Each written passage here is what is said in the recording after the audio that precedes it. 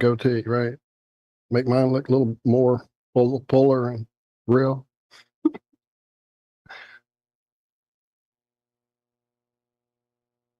Goatee, right? Make mine look a little more fuller and real.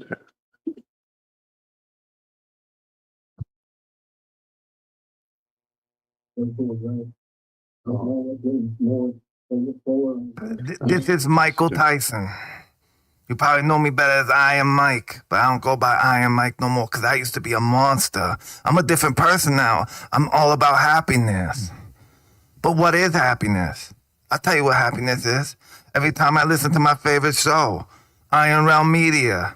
It's a truther show on YouTube. Here's a message of importance to millions of people who are continually pale and washed out, weak and run down. Doctors will tell you that these conditions are often caused by a deficiency of...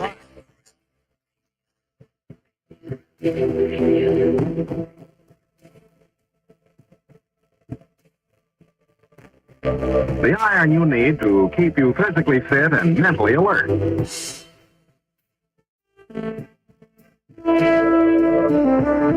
Medical studies show that 2 out of 3 women and many men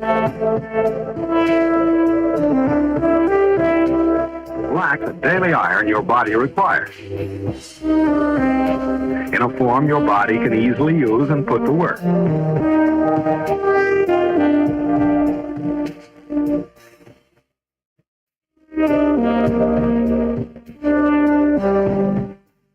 Every dose gives you more than your daily minimum iron requirement.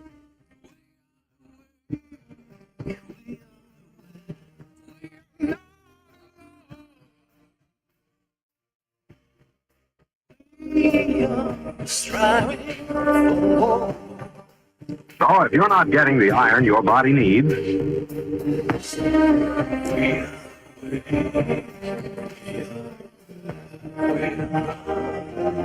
if you feel weak, run down, and are easily upset,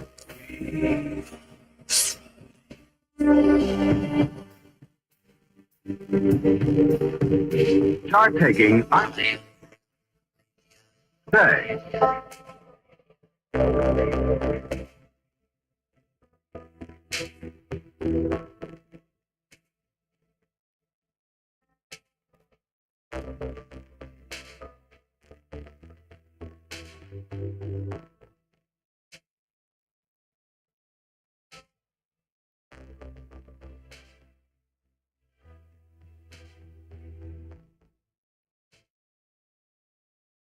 A wizard is never late.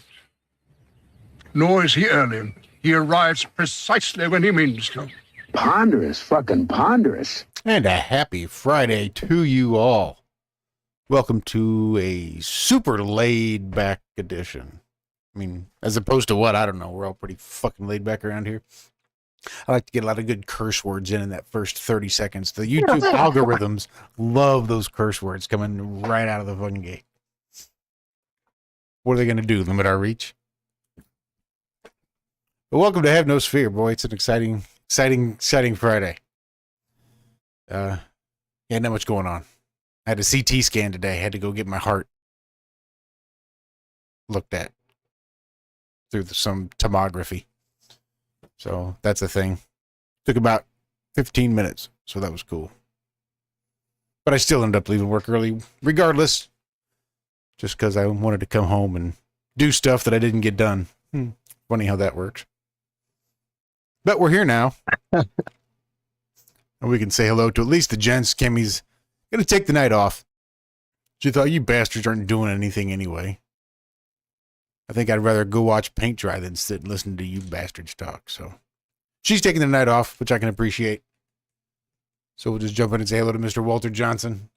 He's got a little channel here on YouTube. It's called Flat Earth Head. Walter, how are you doing?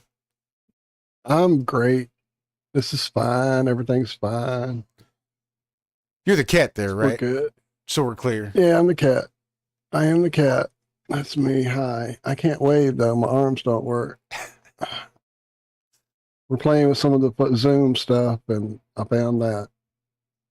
So here I am. My true self. All right, I'll stop. There I am. So what's up, everybody? Yeah, I don't know how you we're got that. I don't remember where it came from. Maybe it came from a He's phone lying. account. See, he just I doesn't want don't. me to have I one. don't. You can't be cool like me with that hair. Look at that hair, boy. Anyway, yeah, it's a Friday where we have not anything going on. Backup channel. Might as well get comfortable here. Yeah, we're gonna be here a few months, it looks like. So we're just kind of drifted here.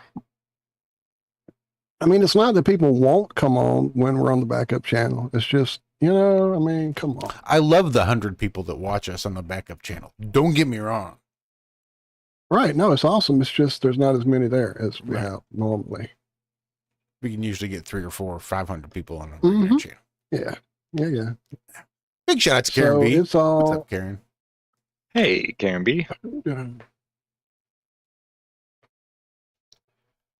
There, that's the same thing too. Sorry, I'm trying to type and talk, and that doesn't usually work out at all.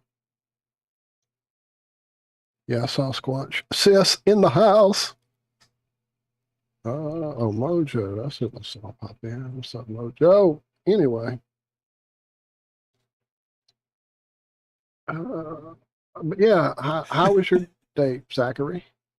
Not Zabala, too Good Times for shabby. All channel. Having dude, you.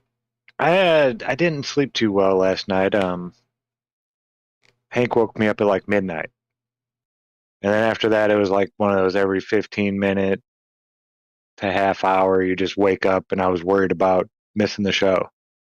Right. And I did that all night. And then when I tried to take a nap, same thing. I just couldn't rest today. So I'm kind of just like, blah, kind of out of it. But Right. I feel you. I think we all are kind of. The weather here has been so up and down. You can't stay well. I went through another spell of. Yes, this was me in the 80s, I guess, probably with the wings. Me and Farrah. What's up, Ted? But yeah, we got up to 72 yesterday. I was wearing shorts. Today it is going to be 28 tonight and go down to like 22, I think, by tomorrow night. I don't know. It's going to be lower tomorrow night. And then it's going to go right back up into the 50s and 60s. And who knows what to do anymore here. It's made the cats insane. They are nuts right now, running around, jumping on stuff, knocking crap down. They don't usually act like this, and they've been fed. I got ahead of it this time since we were running late. I knew by the time we got off, they'd be frumping out and stepping on stuff. So they're fed.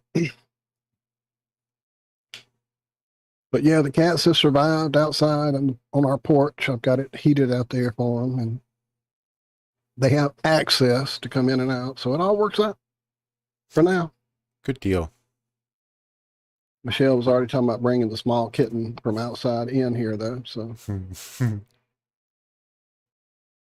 once mom says it's going to happen, it happens. You know how that goes.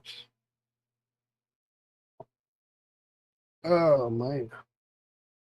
Well, we do also have a Zachary Zabala in the house. You might recognize Zach's little channel here on YouTube. Good Times for All. How you doing, Zach? yeah, Yeah. not doing bad. Good. Not a bad day. Just blah. Just one of them days. Ain't it, though? So it was cold. Got a little bit of snow last night, like maybe a half of an inch of snow last night.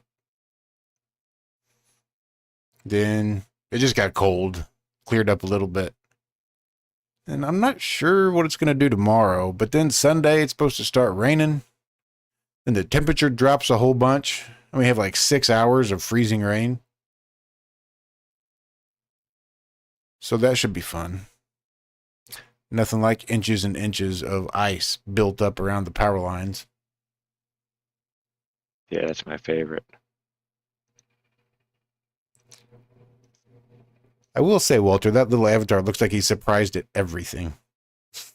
That just looks a little gay. Sounds gay. I'm in. Oh man, I can't even find where the call is now. I've lost it. Robert Open Page, I see you in chat too. Ted Summer, I see you in Skype. chat. To find the story I dropped as I was trying to take a nap a bit today too. And now I've lost the call. There you guys are. Yeah, I do look a bit surprised. All right, I guess I'll stop it. How do I stop it?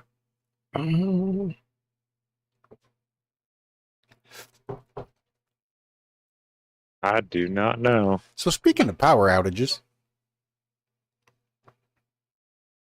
I heard that this year, maybe I think they were expecting some serious draw on the power grid.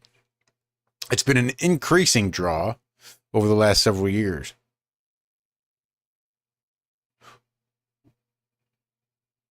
What do you think that draw is? Technological based, making it a huge draw on power. EV cars. No. No? Some, I'm sure it's making some draw because you're having all those extra people, but this was not as nearly as big as this approaching problem. It's not mining rigs trying to run all those graphics cards. It's the AI chips. It's all those people trying to run the AI bots and shit. I heard they were expecting it to be like a 32 gigawatt draw just for running all the AI stuff. They said a coal power plant generates about 1 gigawatt. Nuclear power plant generates almost 2 gigawatts a year, and they're looking at 32 gigawatt draw just from the AI, from people running these AI chips and these AI programs. How fucked up is that? That's crazy. It's fine. It'll be fine. It's fine. Well, here's the deal. They got a nuclear battery they're coming out with. Nucleoid! What's the So worst that all could our happen problems there? will be solved. I'm trying Sweet. to find my damn story we didn't talk about Oh, earlier, I think. No, it's the dirt sale. That's the one. Startup says its coin-sized nuclear battery could fly drones continuously. Well, that's good. So For how like, if they're long? telling about it now, they've been doing it for at least 50 years. Well, how come you're not drawing and they can't to keep it up there in the balloons and then drones don't do that and it can't be what the fucking ISS is, you flat earther? Okay. But yeah, a Beijing-based company claims it has entered the pilot stage for the battery, which is smaller than a coin, and will soon put it into mass production. According to who? robots, smartphones. This is according to The Byte on futurism.com. Dude, it's the future. I figure somebody had to tell Futurism. Somebody had to tell the Byte. Who do you think it is that's basically telling everybody, telling all these media exactly what China's doing? You reckon it's the Chinese state-run media that likes to put out all these stories? Or could it be those free and independent researchers they have in China? Which one? You know, this one or that one? I don't know if there's even any. I know China has a lot of revolts and all kinds of stuff like that, and they do have the same technology and stuff, but their internet, I've heard, is different. Oh, yeah. Like, state-run. Yeah, like way different. Like, if you say things that they don't like, you don't get to comment on YouTube anymore for, you know, you're in timeout for 3 months or whatever. Right. So I've been down a bit of a rabbit hole on YouTube this past week and a half. Not really a rabbit hole as much as I kind of create the rabbit hole in my brain. So again, for whatever reason, YouTube in its infinite wisdom has been suggesting to me these podcasters that either have a guest on that was, or the podcaster himself was formerly employed by the CIA. And they're everywhere. I mean, it's Now my feed's full of these former CIA operatives that are fucking coming on the internet and telling us stuff. But one of the most famous ones is this guy named Andrew Bustamante. I think he was in the Air Force, and then he went into the Peace Corps, and from there was recruited, I think, by the CIA, and was overdoing all kinds of crazy shit. Where the fuck was I going with this? We were talking about something when I got on this. Censorship. YouTube. YouTube. YouTube in China and their social credit scores. And how here in America, we all just like disgusted by this idea of a social credit score. You can't post on YouTube if your social credit score goes down. You don't get to get a job outside of your province if your social credit score goes down. You don't get to ride on public transportation if your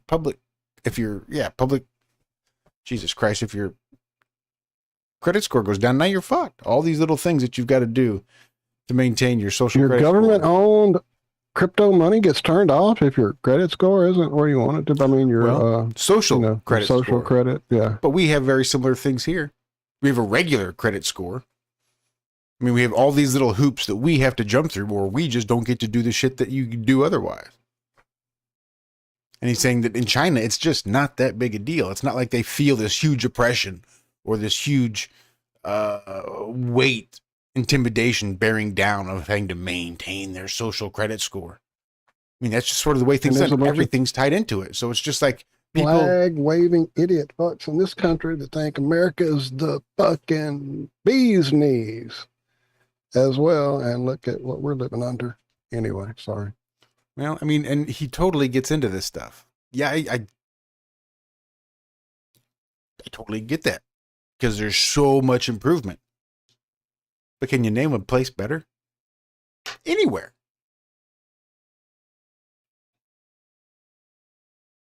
No, not with the melting pot of a society that we have. No. Like, I mean, there are some. We've just learned to live within our constraint system, and we have a bigger pasture to run around in. That's right. We've got all the links that we feel we need. Right, like you said. Let me have a few more links with that marijuana law, please, sir. Yep, absolutely. You know, in Canada, you only get to use guns for hunting. No bows? You can use bows for hunting, but you can't use guns for anything else. If you're getting mugged on the street, you don't get to pull out a gun and defend yourself. Guns may not be used as self-defense in Canada. So not everybody's equal in Canada anymore? Fuck no. No, if you got a gun, you're way, way above people that don't have a gun. Even if you don't have a gun, if you're 6'6" and 250 pounds and there's Granny walking down the street, you're in charge. Yep. Right there. Granny doesn't get to carry a 38 to defend herself. Yeah, that's crazy.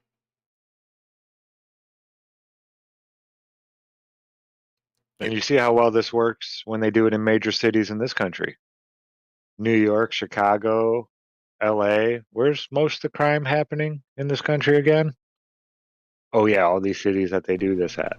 The most gun crimes. The violent gun crimes happen in these places. Because the criminals know if they have a gun, then they're in charge. Because somebody that's obeying the law, right, isn't going to have a gun to defend themselves. That's why Granny doesn't get mugged that much in Indiana. Right across the border, it changes. Yeah. Ugh. Yeah. Canada's gone way far. And they used to not be like that. Have they always been like that, actually? Yeah, because they're kind of British. Are they British run? Yeah. Yeah. I mean, that's still all Queen's territory, King's territory, royal family territory, given to them by God, and then they kind of dole out. That's what it is. Yeah. God told them they should rule, and that's why they're ruling, because God so decreed it to be. And then they allow other people to live on their land that God gave them. Well, it's just like Israel, for fuck's sake. There's really no difference between the Jews and the Queen. Everything they do comes directly from God, and they have God. And this channel goes down. We'll see you guys on our next channel next week, I guess. Yeah, though you're right. They're, you know, That's my land. when you 'cause got God said on so. your side, you're all good. Hey, Yep. we're not monetized here, right? We weren't monetized over there either. Can we play a song? Will they shut us down like right away if we did that?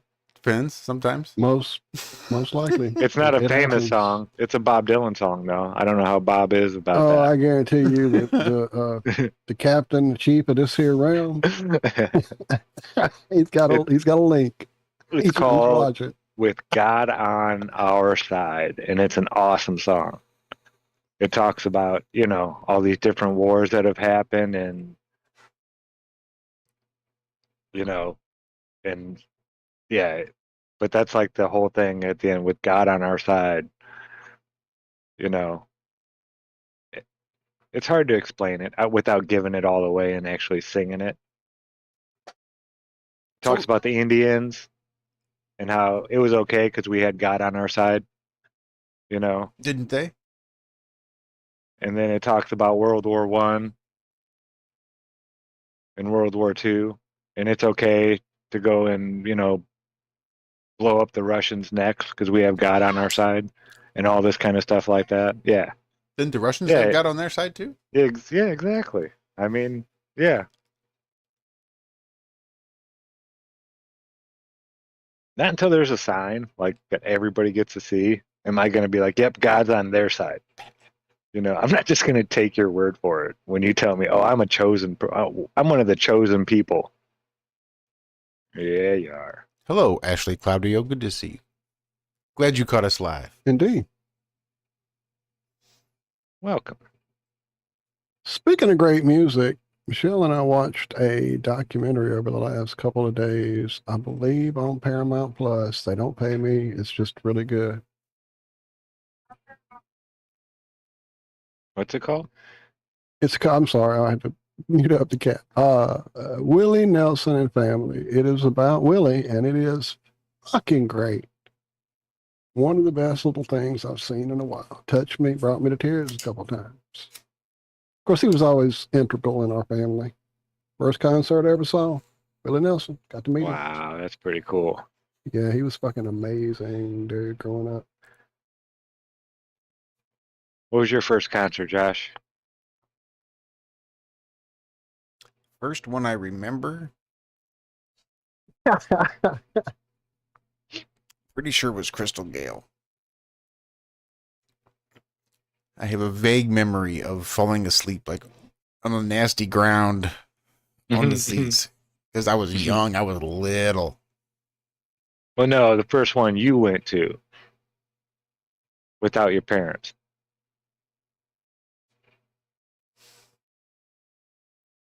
Yeah, I don't even know what the first concert I went to was.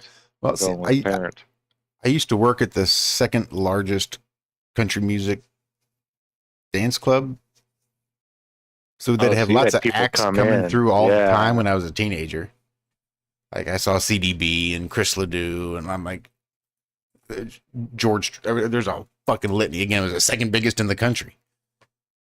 You had Gillies in Texas, and then you had a little bit of Texas in St. Louis. That would have been cool. It was way too cool for a 17-year-old boy. I bet it was. I'm trying to remember if it was my Aunt Kat or it had to have been her. So when I was like in my teens and the whole urban cowboy thing hit and that blew up Gillies and all that, during that time period, I was like, early teens, listening to rock, listening to metal. That was me. I wasn't really too much into it. It was around at that time, but at that point I was doing my thing and my music. And so I kind of missed a lot of that. But my aunt was either the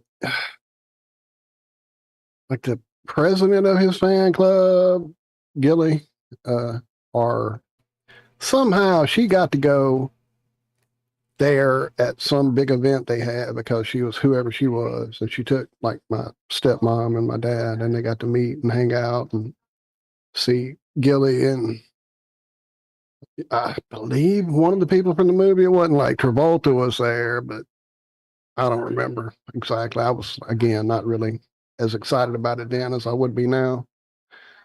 Definitely, it was crazy that they used to have pictures of them all on the wall at my house there in Franklin, at my dad's house here in Franklin. I wonder who got those pictures. I bet Darlene has them. Anyway, but yeah, seeing all this taking me back without a doubt. That was, like I said, what we grew up with was Willie. It was not as long. It was like 4 episodes. I think they're at least an hour long, but I sure wish there had been more of it. Hey, Mickey Gilly died like 9 months ago. I think I did see that actually. I'm not sure who Mickey Gilly is. He was a really old country star, and then sort of just started dabbling into other things.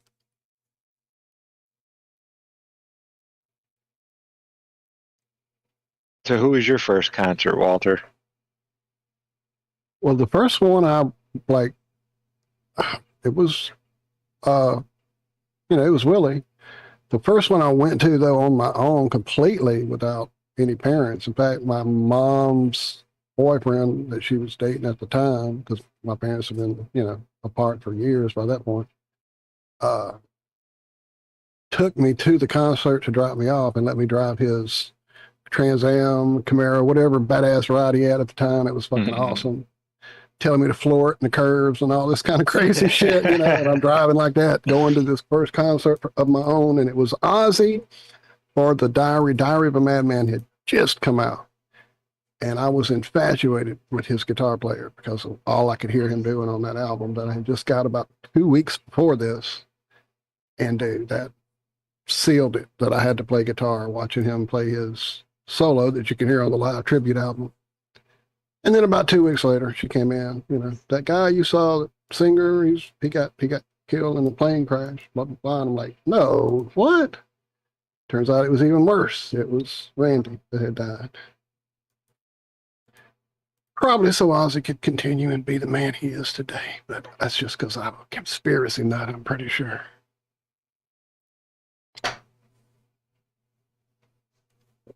I think the whole thing, if I remember right, about Mickey Gilly is he was from Mississippi originally, and that's how his family and blah, blah, blah, and my Aunt Cat in the same part of Mississippi, or I don't know.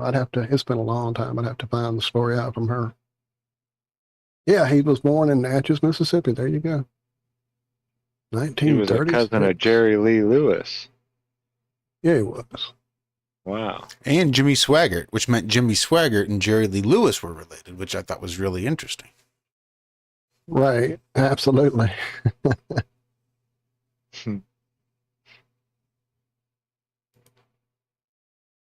Yeah, my first one was Ringo Starr and the All-Star Band. Oh, that's crazy. Star Plaza Theater in Maryville. That's crazy. Yeah, it was Ringo, his son on drums, and then Randy Bachman from Bachman Turner Overdrive,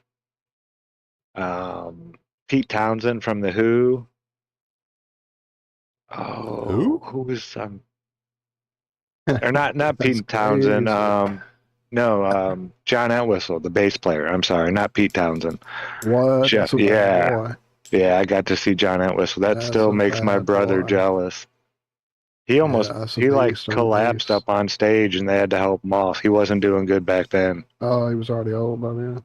Yeah, The well, only or he thing was from that messed up. era of music that I got to see was a buddy of mine in like, man, we're working at West, so that would have been like 98, 99, something like that. And it was Paul Simon and the chairman himself, Bob Dylan.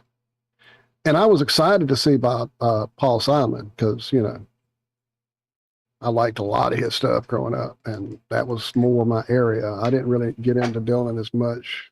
I usually got into Dylan through other people, like Hendrix is who got me into Dylan finally, much later, you know. So when I saw him there, he was kind of in that era. Well, you see how he is now, where it's like you can barely understand what he's saying sometimes. Mm-hmm. So, yeah, that was kind of how it was. It was like he was leaning hard into it don't matter, nobody can understand what I'm saying. But the Paul Simon part of the concert was amazing. And then they got on stage and did a few things together that were, you know, they were good. Like nothing like I could say, oh, they did this song and it was great. It was just, you know, general cover tune type things they did together. That's about as old school. Well, UFO did open for Ozzy, I guess. That's old school too. Yeah, Billy I know Preston. it was That's Bachman the Turner guy. Overdrive that opened for Ozzy. It was UFO that opened for somebody else. Somebody else I saw. Damn it, who did they open for? I can't remember now. But it wasn't Ozzy. It was definitely BTO because they were taking care of motherfucking business. We used to And they were jam that big and old, right?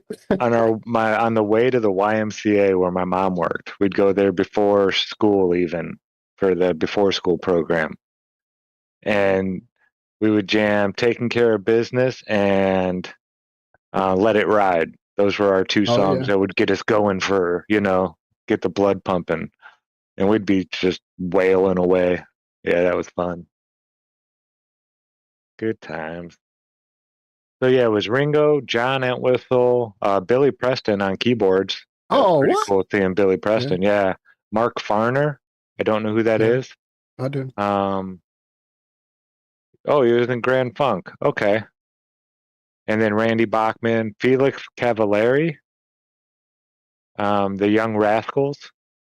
He's known for Zack Starkey, his son, and then Mark Rivera on saxophone. His work with Billy Joel, blah, blah, blah, and that's about it. Where he got what he's known for. Yeah, that was a pretty cool show. Yeah, that would have been nice. I think it was Cypress Hill Mm. for a concert that I went and bought tickets to. Mm-hmm. I think that was it. I've told the story before. It was just actually the concert series, Smoking Grooves, back in the 90s, probably late 90s. Oh, I know it was late 90s. And we had gotten there. We just really wanted to hear Cypress Hill. And we were walking through, and there was this opening band up on the stage. You know, shitty sound. You could barely really hear them or understand them. And it was just like a big white sheet behind him, and it just said BEP on the back. Like BEP, what a stupid name. What an ignorant, that group's gonna go nowhere and name themselves BEP. Doesn't roll off the tongue. That's just stupid. BEP. This stupid female singer. BEP. BEP. Black Eyed Peas. That's great. That's great. That's great. Yeah. That's epic. Yeah. Well, so Wow. we were in it was like, you know, it was the era of Megadeth having put out Rust in Peace, which is one of their best albums. I know Bill and Tano in chat knows what I'm talking about.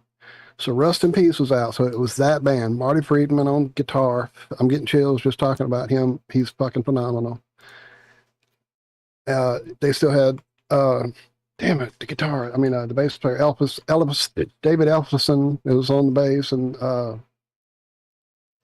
my brain's gone. Anyway, so that was who we were there to see. It was the fucking album. We'd been jamming it. Like, that album was phenomenal when it hit. It was one we just the crew I was hanging with, my buddies from Franklin, my buddies from college, all of us loved it. So we were going, a big group of us. And there was this band that was going to open for them we'd never heard of. And they hit the stage. And this dude's yelling at us through a bullhorn and barely audible lyrics to some song about being dead and smelling like a rose, and we all start booing. The next song starts and it's real jangly. It's not heavy at all. It's real jangly and real grunge. Like grunge had just started creeping into the world a bit, and we were all kind of seeing the writing on the wall. And booed that second song. Dude, we basically booed fucking Stone Temple Pilots through their whole set because we were there to see Megadeth. Now, years later, I regret that I didn't enjoy that concert for what it was worth. I saw an interview later with your boy, and he said they essentially would do whatever whatever they were opening for, they would do the opposite. If they were opening for a grunge band, they would be as metal as they could be. If they were opening for a metal band, they would grunge it up. So they did it on purpose. They definitely did the opposite of if they'd have been rocking like they do, it'd have been a different thing, but they were leaning hard into the grunge, and we weren't there for grunge. So yeah, I regret that one like you do the Black Eyed Peas. I was not a connoisseur of heavier music. What was it? I forget what it was. Rockstock maybe? But they were headlining. Megadeth was headlining. And as soon as they came out, like 2 minutes into it, everybody's like, yeah, I'm ready. Let's get out of here before the traffic starts. We'll beat all the traffic and everything. Yeah, and we just left. Didn't even watch a full song on Megadeth. I know it's sacrilegious, Walter. I'm sorry. No, it's okay. We were there to see the Black Crowes. That was the whole reason we went, was to see the Black Crowes. Yeah, I never got to see them. I definitely would have loved to see them. Yeah, I saw them twice where they headlined, and they always put on a good show. Even when it was only like an hour, when they only had like an hour for that one festival, they just jammed it, It was like nonstop, pretty much an hour. Absolutely. I think they might have taken one 5 or 10 minute break in there. But and what year was it again? 97. So that wouldn't have been too far off the mark. That would have probably been still Friedman. And damn it, the drummer is killing me. I can't remember his fucking name. He's a great drummer. It's not Mensley, is it? I don't know. Like I said, we left. They're heavy. Like, to me... Well, you read the lyrics, Megadeth, it's awesome. Megadeth was formed by a guitar player who got kicked out of Metallica.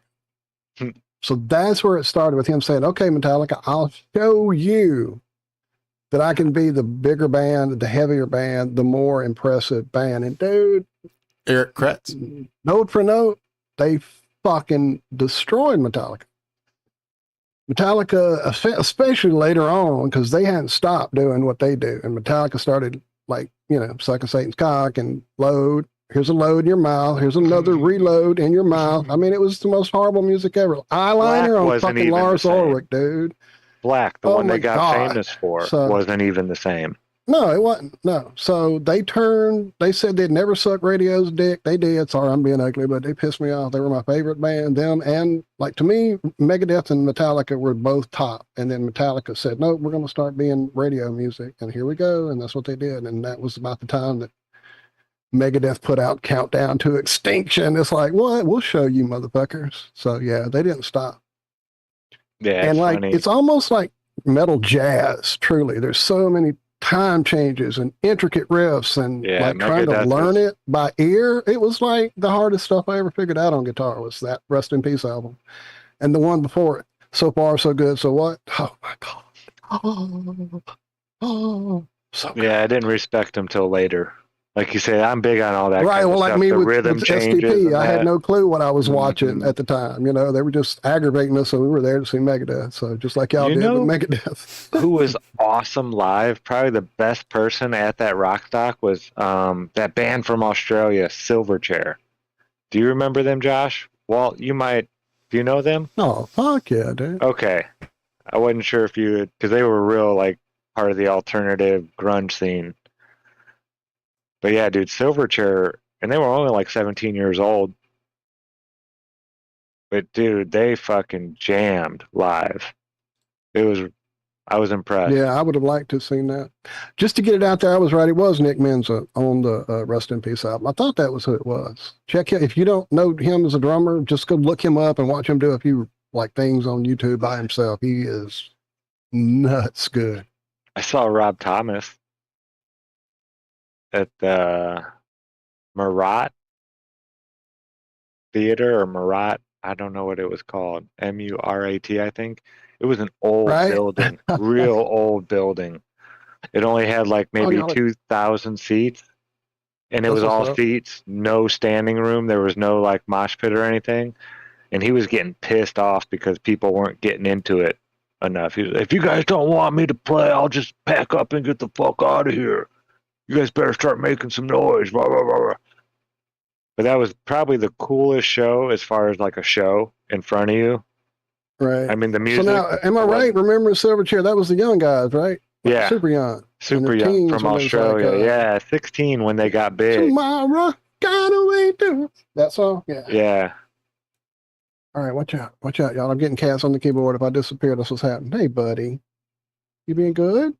Oh, don't be a bad boy. He's mad because the other one got up here before him. Oh. So in chat, I got to comment on a few things. I see I'm the going, yeah, Tool. That's what's up. I love Tool. Stance. Like they say, stress the ED there, Walter. Stress that ED. I did comment it hard. See, look, dude. I mean, again, this whole thing of don't play with my emotions, Maynard, James Keenan. Dude, I touched that dude. I shook his hand. I hugged that dude for his performance during that first Perfect Circle tour. I still, like, up till 10,000 Days was down like a clown. And then I waited and waited and waited. And the joke band of whatever that Pussiper thing hit. And I'm like, really? This is where you're going now? Anyway, go drink your wine. Go be a desert witch. Whatever you want to do, Maynard. But I did see him at, like, the ultimate seeing them. Like, when we went to Lollapalooza, we were there to see Rage Against the Machine. And luckily, the night before, I saw a video of Sober. And they were talking to Maynard next to Tom Morello, my favorite guitar player at the time. And Tom Morello's going, yeah, I went to school with this fucker. We're opening for them, you lucky bitches, and blah, blah, blah. So when we leave, make sure you stay and watch their band Tool. And here's the video. And it was Sober. And I was in, like, art in college at the time. So, of course, that hit me hard. And, dude, Rage Against the fucking Machine, okay? That was during their Evil Empire album had just hit. Saw them. They rocked.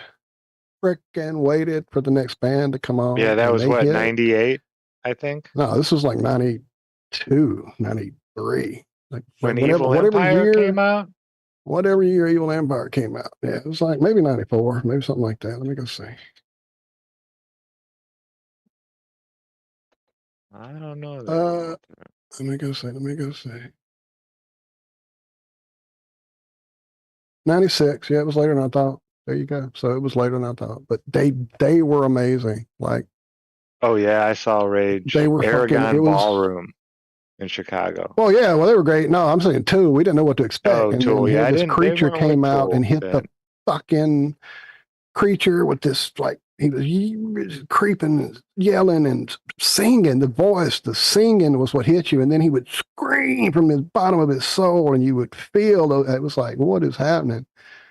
And the dude next to us in the crowd was just screaming every lyric along with it. And I'm like, in a brief pause between the song, he was chilling. I was like, dude, you obviously know more about this band than I do. What's going on here? He's like, yeah, I've been following them across the country. I'm like, oh, wow, sure, they're going to be the next Grateful Dead. Dude, they're my favorite. They're my church now and all this. I'm like, okay, you're a little heavy, dude. But, you know, a couple albums later, I was there too. You know who disappointed me live? And I saw him 2 or 3 times, maybe 2 times. Yeah, well, okay, I went to the show 3 times, but one time I got a little too intoxicated before the show to where I left the show at like 15 minutes into it and just fell asleep on the car out in the parking lot. So I don't count that one as me seeing that one. Right. But the 2 times I did see him, I mean, he was headlining, charging $65 a ticket back in the 90s. Oops, sorry. And played for an hour and 15 minutes and was like, I'm pretty fucked up. How about you?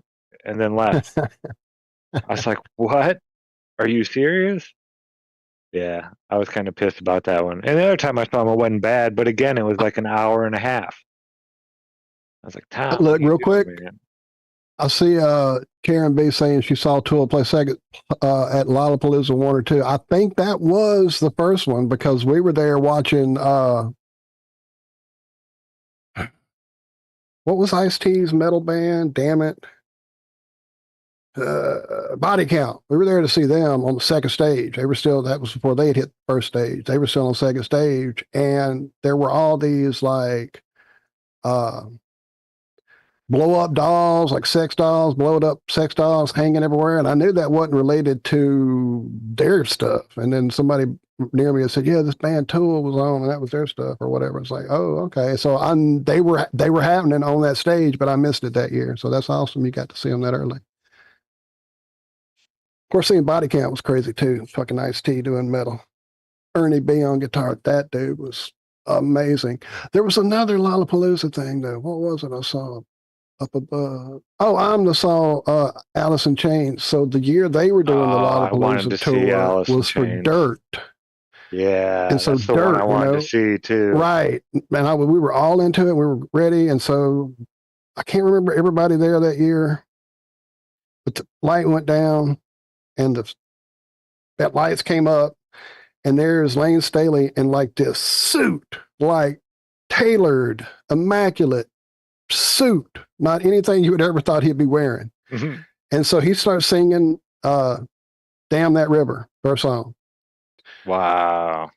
And as they get to the chorus, there's this heavier, more metallic voice going, oh, you damn that river. I'm like, who in the fuck is over here singing next to Jerry Cantrell? It was fucking Phil Anselmo from Pantera, because he lives in New Orleans. That's where we were seeing this tour. So he was on stage with fucking Wow. Alice in Chains doing Damn That River. Yeah, that was fucking great. And then I think he even did Them Bones with him. And then he left because, he didn't want to upstage the show. But everybody was going nuts for that shit. That was great.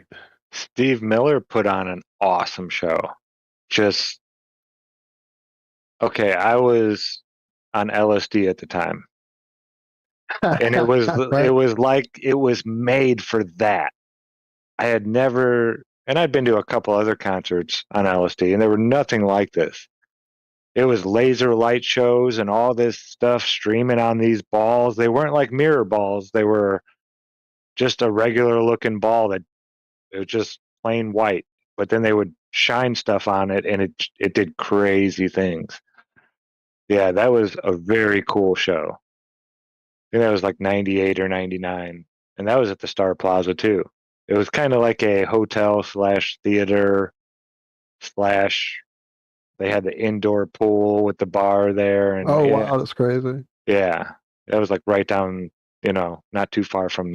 Well, there was this theater in New Orleans. I'm trying to remember, State Palace Theater, and it was like an old school like theater that had been around since like, I guess jazz days, whatever. It was been there a long time. So it had that energy in it. And every time we would see a band there, we got to see Tool there.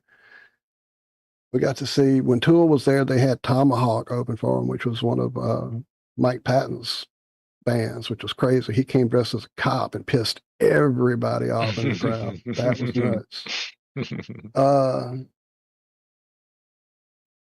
Saw somebody else really awesome. Oh, freaking, we saw White Zombie when it was still White Zombie, when they still had Sean on bass. And it was the album after Los Exorcisto, but it was still a good tour.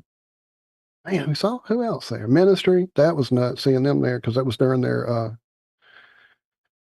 the album that had Filth Pig on it, and they had like turned every bass thing up to such a degree that it literally was the brown note, like 3 different times. The girl that was there with me and Mike, his soon-to-be wife or whatever, she wound up going to the restroom a few times. We just held out. We were men. What, dude, Karen? I never got to see Quicksand. Fuck, that is so awesome. I love Quicksand. They're one of my top bands. Between them and Helmet, that's like 2 of my go-tos in college. Yeah, well, if you like Quicksand, then you must know Life of Agony, right? Because, dude, that's a band that's one of those next level things, too. Anyway, we're kind of getting off into music, I guess, here, so I'll try to calm down. Let's see who else. Beck at the Metro in Chicago. What? Yeah, that was wild. It's like a 600 max. It's teeny tiny bar, and it's got a little balcony above stage. You can go upstairs, and then it had just a little stage, and well, no, it had a nice side stage, I guess. So it was a bar, and then it had, I don't know, maybe 20 feet of like open dance type thing where they usually would have tables and stuff like that, and they would move them out. And then the rest is just a balcony, and that was it. There was no like second row or any seating that's like attached to the floor. It was like a bar pretty much with a big room. But that was awesome. Nuts. Yeah, that was his Mellow Gold. No, not Mellow Gold. Odelay. That was his Odelay tour. Right. Yeah. I went. That was the night before my first day of school, my senior Man, year. Some DJ was at that one of the Lollapalooza. Damn it, who was it? I'll have to look it up. I don't remember who it was now because I wasn't really into the EDM thing, but they were one of the. Oh, she saw Helmet too. Damn it, that's awesome. That's awesome. But yeah, they were definitely. Some of their stuff edged into the more of that industrial thing. We saw Front 242. Anybody? That's like Ministry on acid or something. It's like super heavy industrial, EDM type crazy music. Yeah, they were there. That might be who I'm mixing it up with. Actually, was that music was a little intense. Let me go look at the year that Alice in Chains was there because I think that's the year that was the DJ that made us all got to see Primus. I've always wanted to see Les Claypool. Yeah, me too. They were never anywhere near me. Ever. And his guitarist is pretty impressive as well. Those two together. He took lessons from Joe Satriani. I've been watching a lot of his live performances, as many as I could recently. I know Larry somebody, I can't remember his last name. Strange last name, Larry something, but he took guitar lessons. Larry Lalonde. Yeah, he took guitar lessons from Joe. And it's weird because I really don't care for the music all that much, but watching it's like art. It really is. His music is art. The way he does it, it's not just him. Oh yeah, it's not. Yeah, he's doing the whole thing there. What did I just watch with him that was really amazing. Good? Oh, Geddy Lee has this thing about Our Bassist Human 2 or something like that. It's on, I believe, maybe Netflix or it's on one of the streamers. I'll look it up. But if you're into music, he hangs out with like cool bass players. He hangs out with Les. He hangs out with Rob Trujillo from. Well, originally I saw him twice with Suicidal Tendencies during their Lights Camera Revolution tour when they were opening for Queensryche of all people, which was quite a mix to go see fucking that man. And I told the people that we went with, they were all there to hear Silent Lucidity. That's what they were there for. They had some of them were into Queensryche with me, but most of them were there. The other, like the girl, so they had no clue. They had no clue. Number one, what the rest of Queensryche sounded like, and I told them like when this band that starts hits the stage, it's going to be intense, and there's probably going to be an area where the people are going to start like you think they're fighting, but they're not. Just don't get in there. If there's a big crowd of people running into each other, don't get in that. Don't try to stop it. Let them have, it's not a fight. Don't try to break them up. And they're all like, oh, well, it's cool. It's cool. And I could see when it started, dude, and everything, the crowd parted like 2 feet from our right, and I grabbed her and moved her on the other side of me. And I was just trying to be a shield. It was nuts. It was great, though. That was one of my favorite concerts ever, seeing them open for fucking Queensryche. Both sets were immaculate. Both times we got to see it. The third time I saw that tour, they had another band open for them. I can't remember because I saw that tour with the Empire and the whole Operation Mindcrime 3 times. But the third time they got replaced, and it was upsetting because I really wanted to see them a third time. Page and Plant Wasn't Damn, she's impressed. seen Primus a bunch. Karen has 20 fucking times, dude. Yeah, That's that's amazing. awesome. Page and Plant wasn't Static X. impressed. Rolling Stones wasn't impressed. I was just like, eh. They were old. It didn't sound like anything like the album at all. Like, Right. yeah, I don't know. But then I went Dude. back and listened to them live from the 70s, and it sounded the same. It sounded nothing like their albums. So I don't know. Makes me think of those manufactured bands, Right. which sucks Yeah. because You there's can so many tell. bands They're out just there not that the are so energy in it. talented. Mm-hmm. Dude, Nemo saw quite a few good shows. Helmet, Static X, dude. Before Wayne passed, that's amazing. That was a band that I loved and never were like where I lived in Mississippi at the time. They were never anywhere near I could go see them. So I missed their whole tour thing before he passed away. There's a new thing happening with them. If you're not aware, there's a guy named Zero who's basically playing Wayne on stage. I know it sounds bizarre, but they pull it off. It's really fucking amazing. Go watch a live video Oh, of yeah, the when new I Static saw X. the Allman Brothers, it sounded amazing. But, two of them for sure weren't there. Right. Yeah. Oh, yeah. Well, I But- mean, if the band feels it and they get people that feel it, it can happen. Who did we see that had a new singer and it was fucking great? Oh, Quiet Riot. Not too many years ago, it came through to our casino. And dude, it was like fucking the 80s again because everybody else in the band was amazing and the singer felt it and he was into it. And it was great. I was like, what? Go Quiet Riot. Quiet Riot, Twisted Sister. What? Ramstein, Valentino, saw them in that, what was the thing called? Family Values with Oh, yeah, the Korn Family Values and tour. fucking Limp. God, I was so excited to see everybody in that tour except Limp Bizkit, but I was partially excited to see them because the guitar player for Limp Bizkit was phenomenally, insanely weird. Not Les. Wes Borland was a fucking nut job and Yeah, I does think it great was stuff on Limp the guitar, Bizkit. but I couldn't get past him.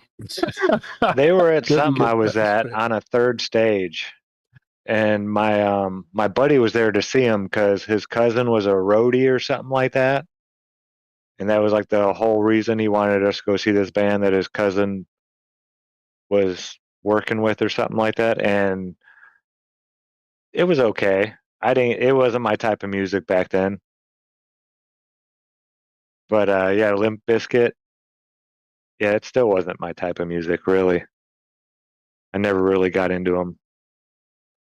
No, they did. They were, like I said, they were the least thing I was there for. And actually, so Korn was supposed to be at the Lollapalooza that had Korn. It was going to be Tool, Korn, frickin' The Prodigy was there. I got to see Flint before he passed away, and Snoop Dogg.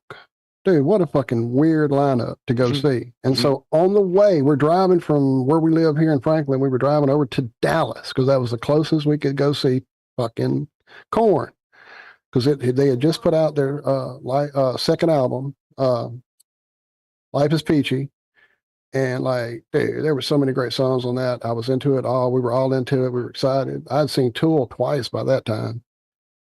And, Snoop Dogg, yeah, it'll be cool. Everybody be getting high. That'll be awesome. And then didn't really know much about the other opening band. Can't remember who they were now. Some female band. Was that L7 that year? But anyway, dude, yeah, I went freaking Prodigy at the stage. That was insane. He was just like going, and the other guy, I can't remember his name.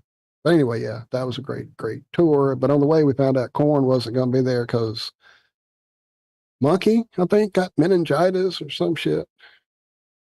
And they got replaced. I think that's who replaced them was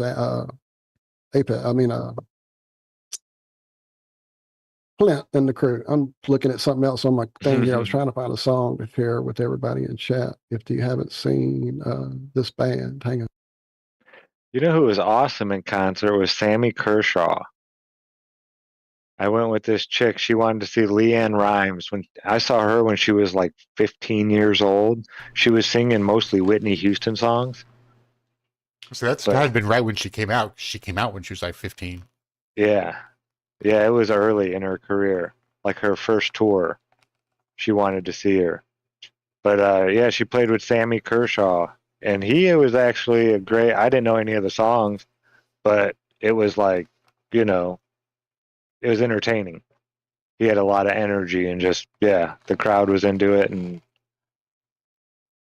yeah, Sammy Kershaw, Jimmy Buffett too. Jimmy Buffett shows were fun, and I started no shit. liking the music after I went Right. to a couple shows. I was like, damn, this is awesome, man. I'm just gonna learn. Yeah. Shout out, look out, Andrew. I see you in chat saying 9 Inch Nails was your first concert. Dude, that would be an amazing one to see. Somehow I missed every time they came through, either working or whatever. And then I was in Jackson going to Belhaven in college, and somebody kept swearing that Trent Reznor had a studio there in Jackson, fucking Mississippi, that he would come to and do shit. And they knew, and they would go when he would go, and they kept promising they were going to bring us over there. Never happened.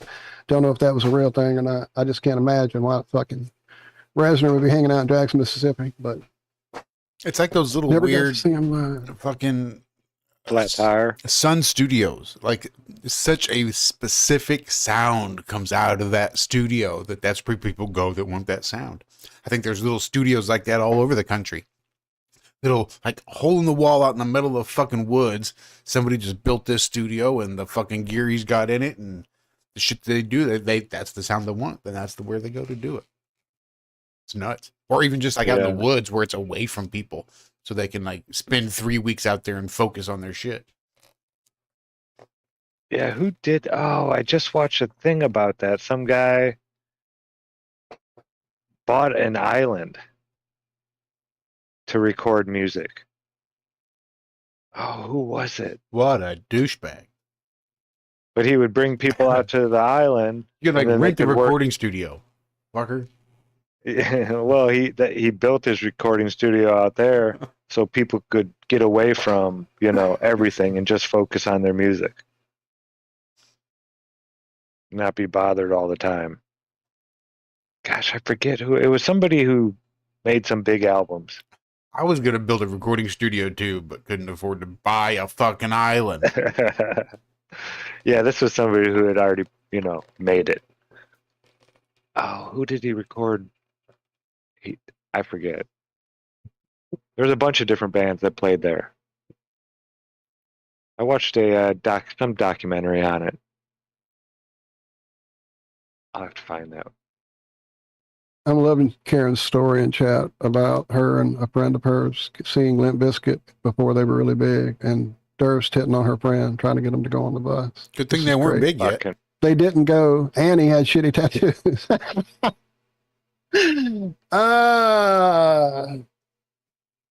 Yeah, I could never take them serious because of Limp Bizkit.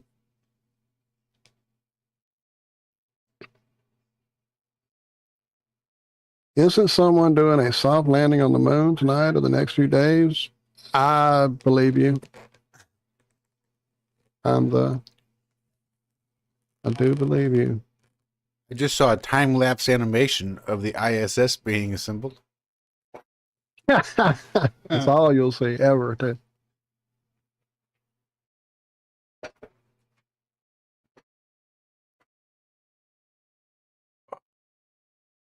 That's some serious processing right there. It took a while. No, she never got to see the Limp Bizkit. Oh, that's great. Nobody sure did want something to break.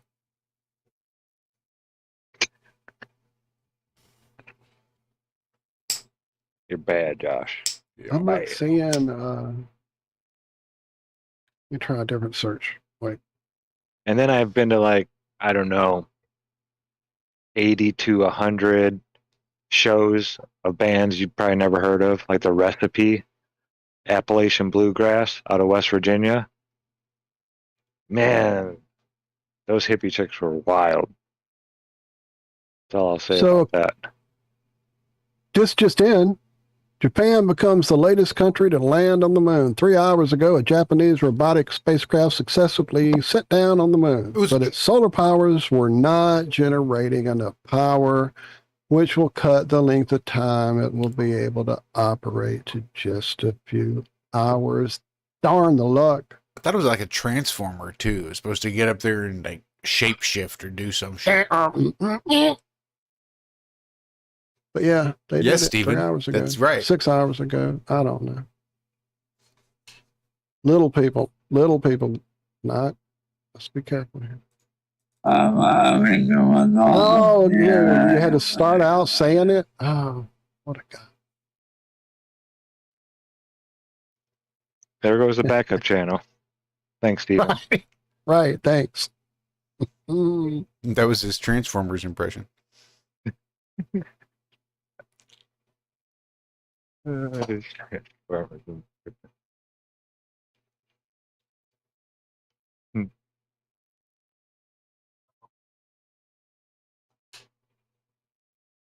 Supposed to be getting warm around here next weekend.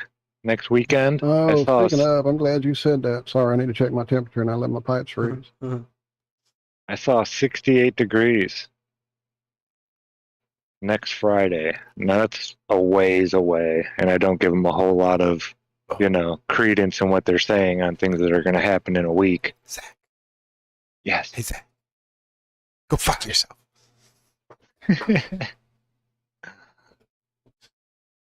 It's so much nicer down here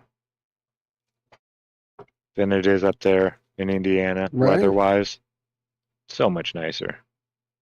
Dude, every time I talk to my family in Oregon and they're talking about their life there, and I'm like, I can't even do it.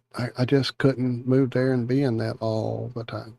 I think the marker for me is apple trees. If apple trees can grow there, then I can't live there. Now, I love apples, don't get me wrong. But in order for apples to, taste right and all that kind of stuff, they have to have cold nights. And it usually gets cold, like it's up in North Carolina where the tree line is. Hendersonville is like the apple part of like the cutoff. We can't grow apple trees down here because it doesn't get cold enough in the wintertime. They say people don't do very well with apples, so they don't even try. They grow peaches. A lot of peaches around here. Would you say millions of them?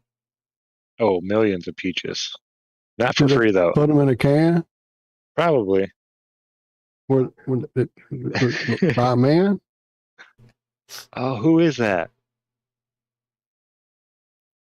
Millions of peaches. It'll come to me. It's right there on the tip of my tongue. Like, even when I said it, like, I knew who it was, but now it's just like, I can't externalize it. I can't get it to fucking form into words. That's right. Moving to the country. Now it's gonna... until y'all get there. I don't know. So, yes. Gonna eat a lot of peaches. I actually saw them live. Didn't watch them because, I didn't know. I think this was actually before that song came out. That song came out, I believe, a few years later.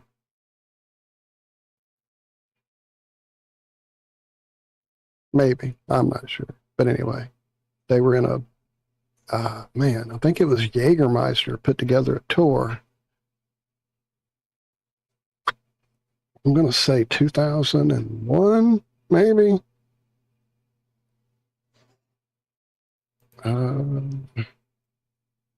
Maybe 2002. Yeah, Karen says she's tried apples and peaches, and neither of them grow where she's at. She's probably right in that middle area. Right where she's at, yeah. Yeah. But yeah, the Presidents were there. I think that other band that did Lump, who did that song? Lump, sit on the plung in a boggy swamp. Who was that? Lump. In something pajamas. She's lump. Was that them too? Was that Presidents too? That might have been Presidents too, huh? I'm not sure. Yeah, I think that was them too. My Actually. buddy that listened to all the I weird found stuff, he loved all that stuff.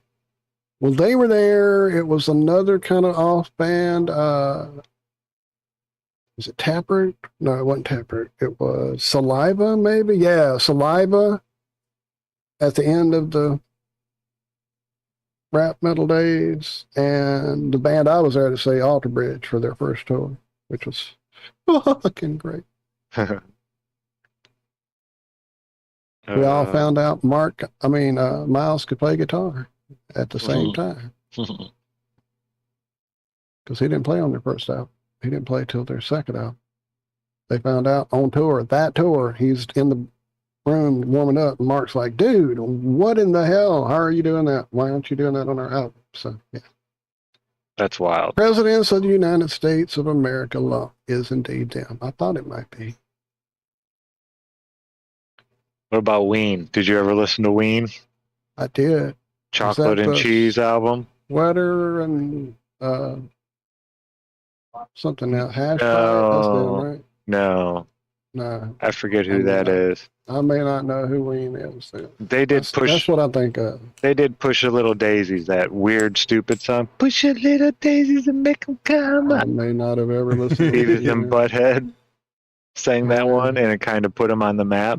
But when you go and listen to their album, I'm looking at their list of songs. I've never heard of one of these songs. In my mind, Ween was that band that was either singing about peaches or singing about a sweater or singing about Weezer. Weezer. There you go. That's why I'm confused. Thank you, Billingtano. Thank you. I should be in chat instead of trying to look stuff up. But yeah, no, Ween, their Chocolate and Cheese album. They play like seems like they had a song on like genres. maybe Guitar Hero or Rock Band or one of them that I may have heard now that I'm looking through here. That Ocean. Yeah, really talented. It's like two guys that sit around and huff shit and write songs. Huh. I just missed them. Apparently I confused them with Weezer all this time and thought they were the same thing, because I just didn't go there. But I'll definitely check them out. I see people pumping them up in chat. That's what's up. Oh, Ween is playing in Asheville? No way. Wait. What are you asking me? I don't know what I said. I don't know what I said. I'm not going to go back to it. Your painter.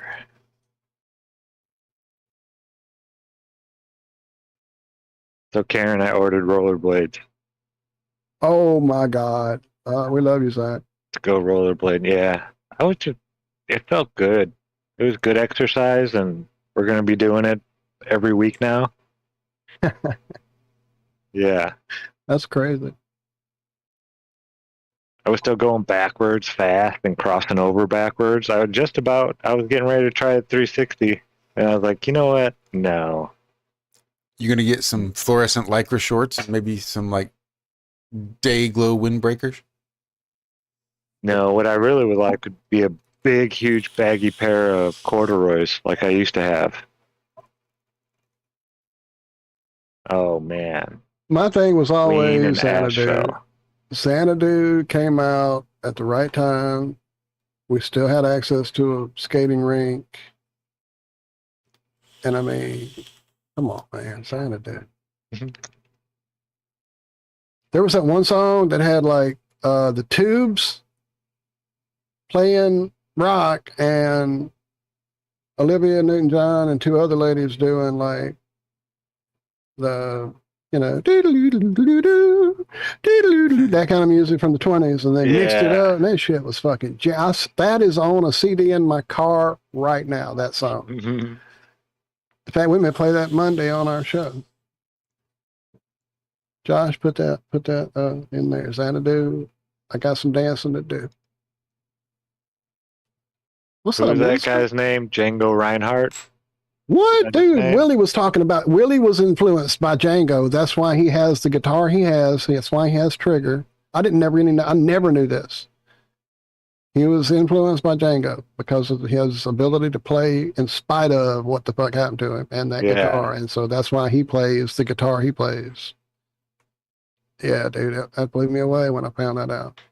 I mean, I knew Willie threw down. I've heard it in person. I've seen him do it on other things. I knew he could play, but I had no idea that's where he started his inspiration from. And isn't that awesome that he's always been able to do that, but he doesn't show off in so many of his songs? Righto. You know? That's just... Well, he's just such a And I don't want to spoil the show. Just watch the show. Because if I start talking about it, I'll get off into what they were saying too, and that'll spoil some shit. So, what's up, Sue? I see you. What's up, Winston? I see you. I said Winston, I think, but if I didn't, I'll say it now. Winston! Oh, shit. Who played for 3 hours? Ween in Asheville. Oh, no shit. That's what's up. Yeah, but is that at hour number 2 they started to wind things down? I think it was like the longest Had to show I ever wean you off. dealt with was. Shit, you did that. I think the longest show was probably not a whole like festival. That's different, but just like you're there to see an opening act and a band, and oh my God, is this ever going to end? Was Porcupine Tree. Maybe because we had to stay in line for so long to get in there. We were standing for literally, like the line was around the block. It was crazy because they never came to America when they came for that Fear of a Blank Planet album. And it was like the opening band was amazing, and they played a long fucking time. And then they played, I mean, it was like, yeah, by the time we were just going, okay, we've got to get out of here at some point. We're hurting. Our feet are dying. It was bad. What a great concert. Brian found the whale skeleton in the desert. Did he? Awesome. Fucking Yeah. A, dude. You ran across it in the film the other day, didn't you, Zach? Yeah, Yeah, you did. freaking giant. Liz and Nemo were there watching. I think it was Nemo. And a huge giant came. And I was just like, holy That's shit. He dropped a bunch of cougars, perfect cougars. They were already dead. And then You were too old for their interest. Job. a couple chests. Finale. What's going on, Sue? I was 17 years old, dropping cougars too. But yeah, I came up to his waist. Like his belt buckle was where my hat was in the game. Dude, if there are Nephilim, I hope they stay wherever they are. I don't ever want it. I used to think, oh, it'd be cool to see a giant. Weren't they just in Miami a few days ago at the mall? But no, I don't ever want to see something like that What you got, buddy? Let me have coming that. at me. No. Now, maybe if, I don't know, Yeah. Oops, a sorry. giant was being nice, but a giant pissed off would be real, real scary. Like, fuck a grizzly bear. This I is have seen some different. more recent photos, or no, it was actually footage of outside in the parking lot area that seemed interesting. I'll say that. It wasn't like the one from the inside the mall with the dark figures. It seemed to be maybe just shadows, really, truly, and not persons. And it wasn't 3 cops walking next to each other. It was a fucking tall looking shadow that walks out from behind a tree into an area, and it looked pretty crazy. Of course, by this point, you can't trust anything anymore. But yeah, it was Food pretty trucks, nice. man. Miami's got awesome food trucks. I don't think it's that surprising you to see aliens there. Come on. People of all shapes and sizes. Don't be a speciesist. You see that new tech the military had? They called it the flying octopus or something like that? Or the flying jellyfish? Yeah. Who's claiming that that's military's I didn't think claiming that to be their military, tech? though. That was. Yeah, last I saw, they were UFO, tracking too. it on the base, but because I that didn't know wasn't what the fuck theirs. it was. Yeah. Yeah, I'm not buying What that. you doing, buddy? You can't have it. You can't. Apparently, he's attracted to the copper. Did I show y'all what I got? I didn't. Let me show y'all what I got. I showed y'all off the camera, but I didn't show the. And I don't buy it changing chat. temperature that fast.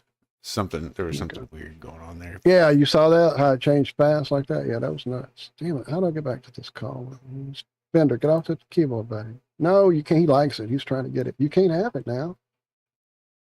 What if we Yeah, on? I don't We're on blame you, Winston. Zoom. Avoiding the world. It's crazy out there.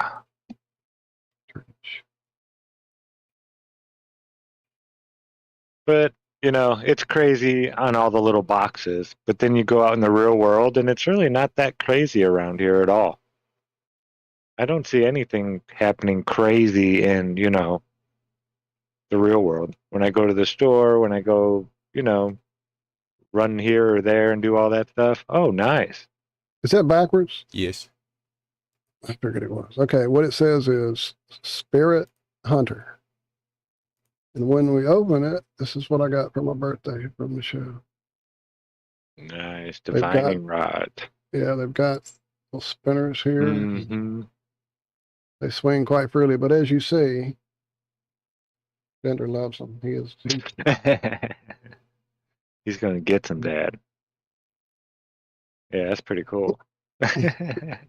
Some biting on You him. like it, buddy? You like it? Yeah, he had the pouch. That's what he brought to me. He had it because his claws, I guess, hooked in it. He was like, couldn't get off. So he brought it over here to me. I'm like, now that I open it, he wants it. Say good. Crazy man. Hey, Liz. Say hey to Liz. He don't care. He's all about the things now. All right, let me put him up. Crazy man.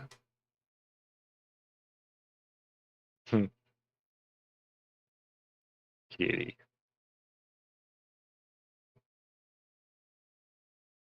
I love it, a kitty.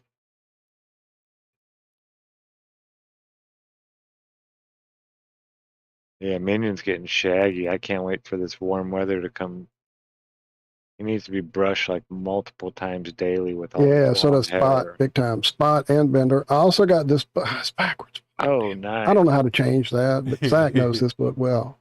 Yeah, Real Alchemy, a primer of practical alchemy by Robert Yeah, L. that's the Bartlett. Zack book. That's what I think about every time I look at it. That's the Zack book. Yeah, you can see me read the first, 7 or 8 Mhm. chapters. I remember I was there. And then my son on got me this YouTube. one. Convinced Dixie to buy 2 copies. Secret Teachings of the Ages. Of the Ages, Manly Hall. It's a bit of information Wow. there. Right. It's a big book. Looks like a tome. A tome and a tome. The other book was a Todd Berry book, which is one of my favorite low-key comedians.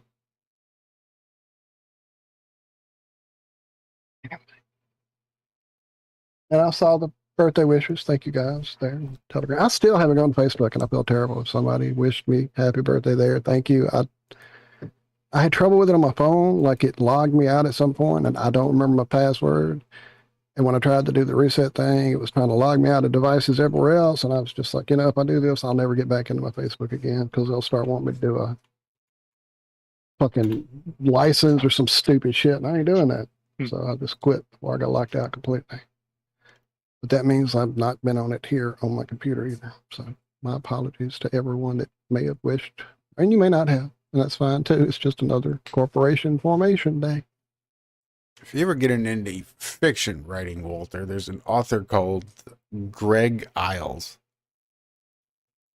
He writes a bunch of books. He's got a bunch of stuff out there, but a lot of it comes from down that Louisiana area. Well, the name was familiar when you said it, so that may be, I may have already been exposed to it. Hang on a second. He's got some really good ones. Get him, Shell.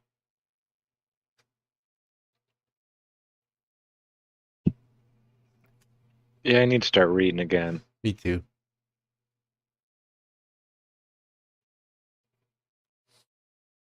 Maybe I'll start with, I still haven't, the Bhagavad Gita? Bhagavad Gita? Mm-hmm. Yeah. Translated by Barbara Stoller Miller. See, that's the one part I don't like. Well, it actually has it, so I could go try and translate it myself because it has it in. Let's see, I don't even know what really? language it's in. Yeah, it's a neat book. Yeah, I've got it over here. I got this one for a quarter. I've got what's the other one I've got? Oh, I've also got the Rig Veda. I picked them all up at a estate sale not too many years back. Or hell, it may have been this last year with Michelle and them. It was cool. I was like, what? I hadn't read in college, this guy, buddy of mine then, Greg Martinez, he had like all of it. You pick it. He had crazy shit to read. He's the guy that I read Doors of Perception from, that I read the Carlos Castaneda books from. All the, like, he was Indian. So all the Indian books, he had them, and I bought and read from him during that phase of life. That's when I did a lot of altering of my perception in many ways, both intaking of information, intaking of mind-altering substances that I knew the guy who was literally making it, and like programming it, if you will, to be able to like get certain effects from it. Yeah, it was pretty crazy time. Pretty crazy time. As a group, we sat outside beside Ross Barnett Reservoir trying to ignore the fucking ranks of people walking down the Natchez Trace to our left. And like, finally, I couldn't stand it. And I'm like, okay, so please tell me I'm not the only one that sees all those fucking people over there walking down Natchez Trace. And they were like, oh yeah, we've been seeing them too. Go look into the history of the Natchez Trace and you'll know what it was all about. It was pretty fucking nice.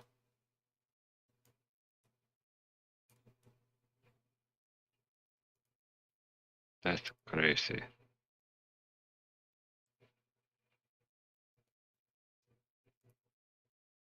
So yeah, what we're talking about this morning, NASA is saying that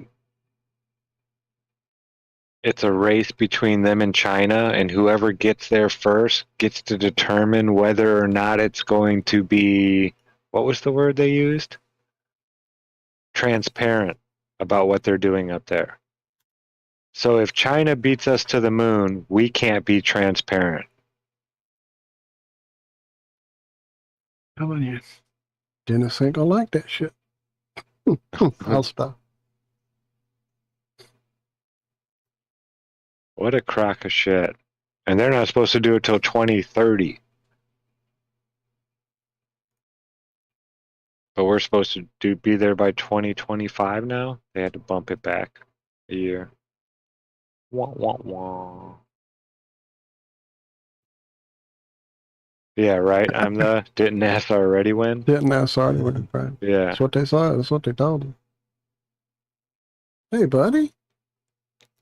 So you got me thinking again, Zach, about that. A group called Corporate Avenger. Not to throw it back onto music. But it's one of those things I can't...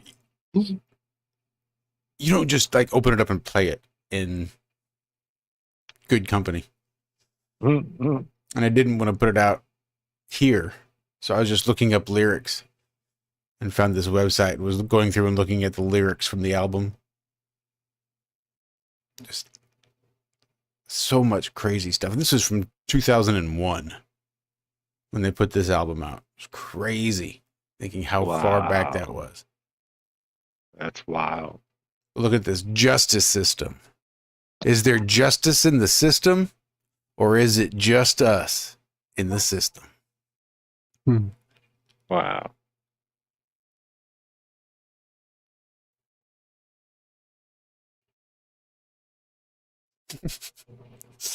Yeah. You see, song number 10 is pretty good too.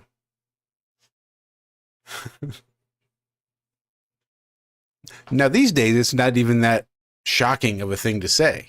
I mean, sort of, but in the grand scheme of things, it's not really anything huge. But you go back 25 years and to say that Jesus Christ was a homosexual and then to sing about it, well, that was a whole nother thing. Yeah. Big huevos. Not saying God is gay. I'm not saying that at all.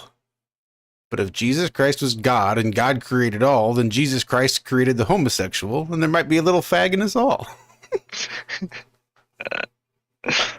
All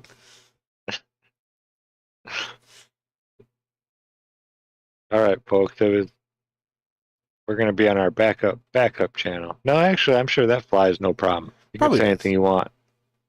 In that regard, and I've not smoked a fag in 7 weeks. Thank you very much. Very good, Josh. Very good.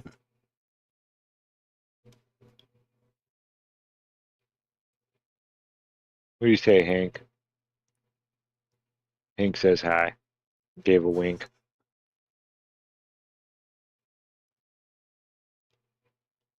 Yeah, I don't know. I don't know what's gonna happen. You know, I guess it's weird because truth is coming up. People are saying truth, but it's not the people that all the lemmings and the sheep listen to. You know, it's not the big news agencies that everybody gets their news an hour a day between, 5 and 6 or 9 and 10 or whenever their hour of news comes on. Those people aren't saying any of it. But you're seeing it with, big channels and big shows all over the place talking about a lot of different truths. I mean, I know I've said it a lot, the revolution will not be televised, but is it really going to be like this the whole time, you think? Can they just try to not talk about it, ignore it, and feed people fear porn? I mean, eventually, the 100th monkey's going to take place, and, people are just going to be like, yeah, whatever, this is... Yeah, I don't know. So in spite of the fact that we pay for I don't know how many little streaming services anymore, and the whole point of that is to avoid commercials, somehow commercials still creep into my life. And only recently has that been a thing, within the last 3 to 5 months. Because of that, it's like this thing now where they'll show you like 4 or 5 commercials back to back, and you don't have to see one through the whole movie or some shit like that. And while I do my best to, be not in the room or not looking at whatever because of the just banality and the idiocracy that I see in these commercials, I am astounded at some of this shit. And I can't even give you an example of like, well, this was why. It just befuddles my fucking mind that this shit plays in normal people's lives on a daily basis, and all these drug commercials with their 18 things that could go wrong that are going to kill you. But everybody's singing a fucking song and it's a happy day.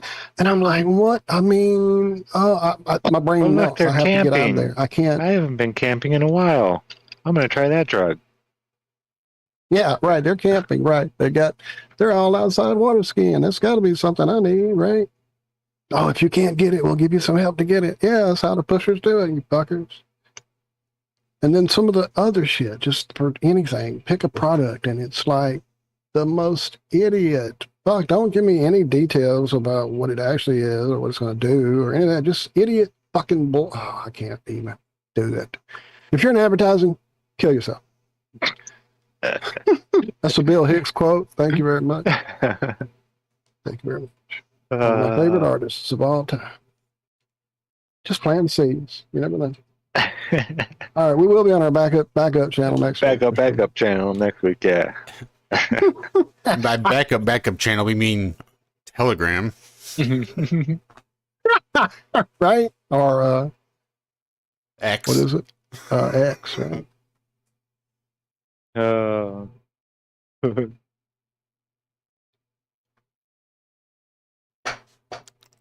Yeah. I don't know, man. I don't know. I think there's ways it can be, adjusted to try to get back to at least the financial system, and the whole banking system needs to, one, not be in the hands of a private bank. It needs to be held by the U.S. Treasury Department. I mean, what the fuck are you people doing? That should be your job to, make and manage how much money is, going through the system, not some private bank. That needs to stop. And we need to go back. I know it'd be a hassle, but no more paper money. I mean, there can still be all the digital whatever you want, but as far as paper money, no, it needs to go back to silver, gold, copper, these types of things. And that's how it was set up. And it's set up like that for a reason.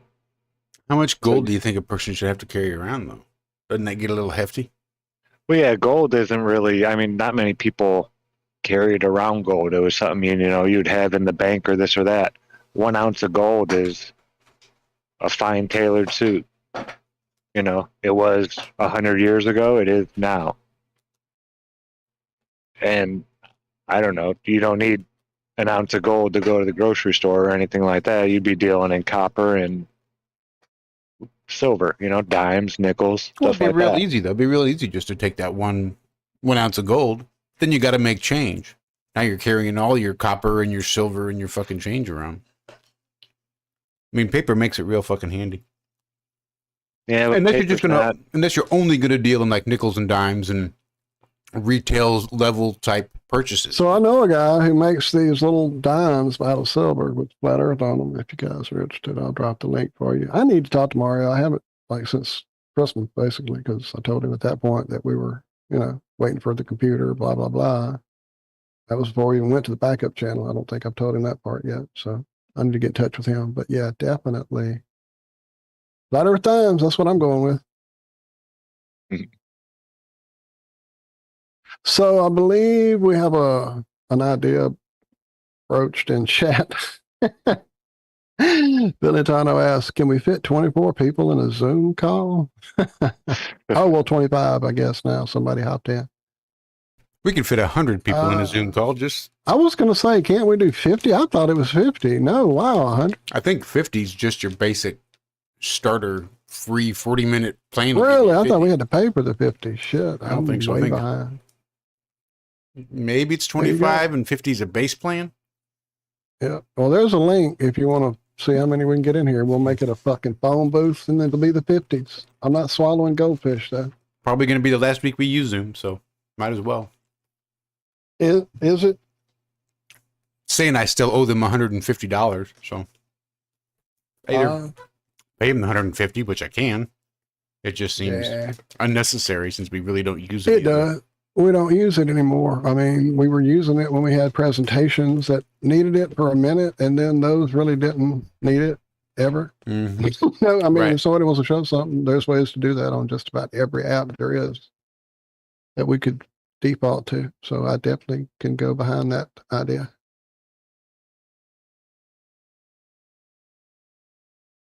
Winston saying silver hasn't increased. You're correct. It is actually on a downfall. No, baby. Don't do that. Don't do that. A lot of that has to do with all the paper silver.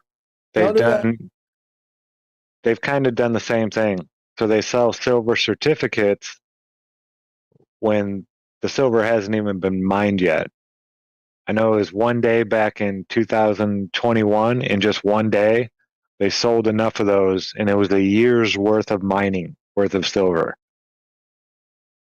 So, yeah, silver is being devalued on purpose, as is gold. It's really worth a lot more than, as they're printing more money, they're just printing more silver and gold as well. But it's not really minted yet. It's not even dug up out of the ground yet, and they're selling it. They have to.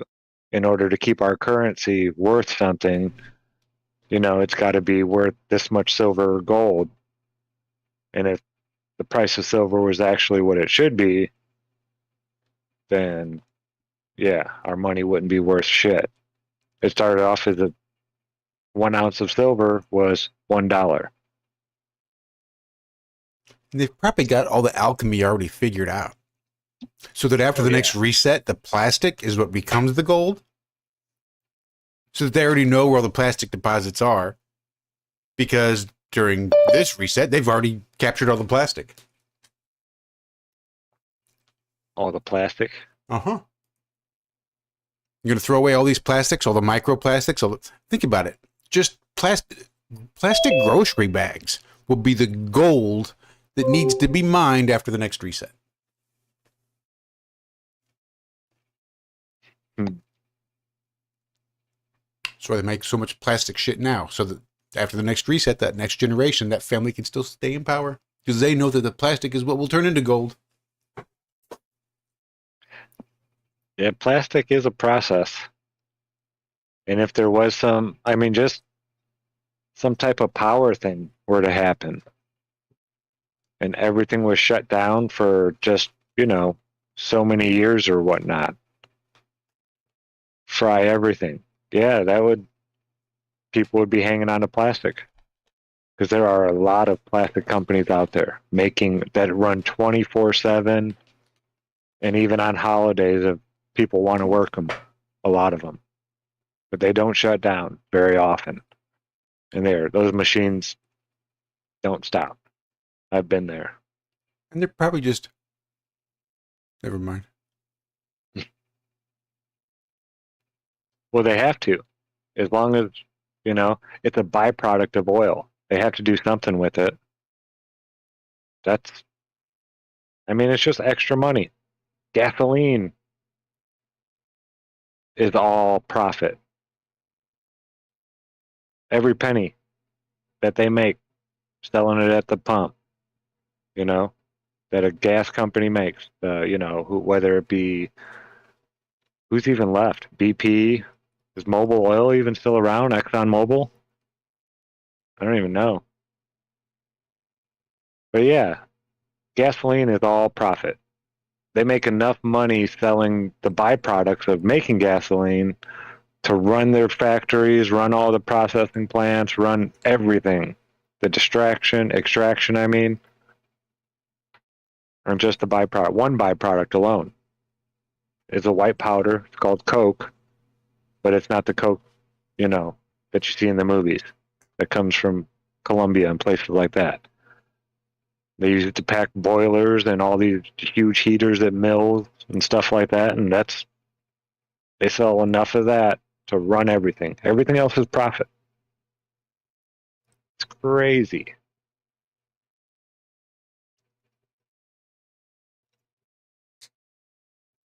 Yeah, I don't know. It's not it's a hard system to keep, lots of people working and this and that and everything going. I'm surprised it's lasted this long, to tell you the truth, without and I'm not talking about a reset worldwide, this or that, but they say most government systems, not a country. According to his story, countries have been around for thousands of years, lots of them. But the whole idea that, the government of that country will change to a different type of government about every 250 years. Like right now, we're a republic. And the United States might end up a monarchy again one day. Or a we might be ruled by the church again one day. Something crazy like that. These things, we aren't going to be a republic forever. Or ruling from his gold castle in New York. Whatever. Yeah, who knows? But in the way things are going, it's kind of weird. They say things start happening right when a society starts to crumble. And a lot of that stuff is happening in our country, the United States, right now. This whole questioning genders and things like that. They say this is what happened to Rome before it fell. I know in 1930s Germany, a lot of this stuff was, these debates and conversations were taking place. I don't know, it's just weird.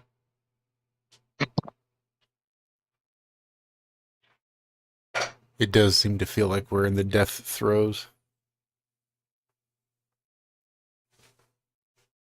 Yeah, and I can't think of a different type of way of doing things than a republic.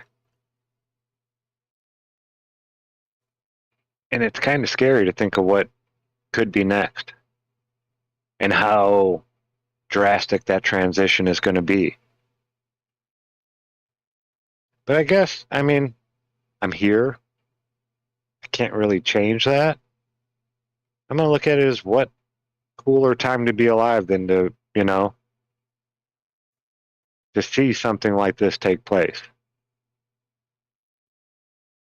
like firsthand. I mean, it happened in Russia, but I wasn't there.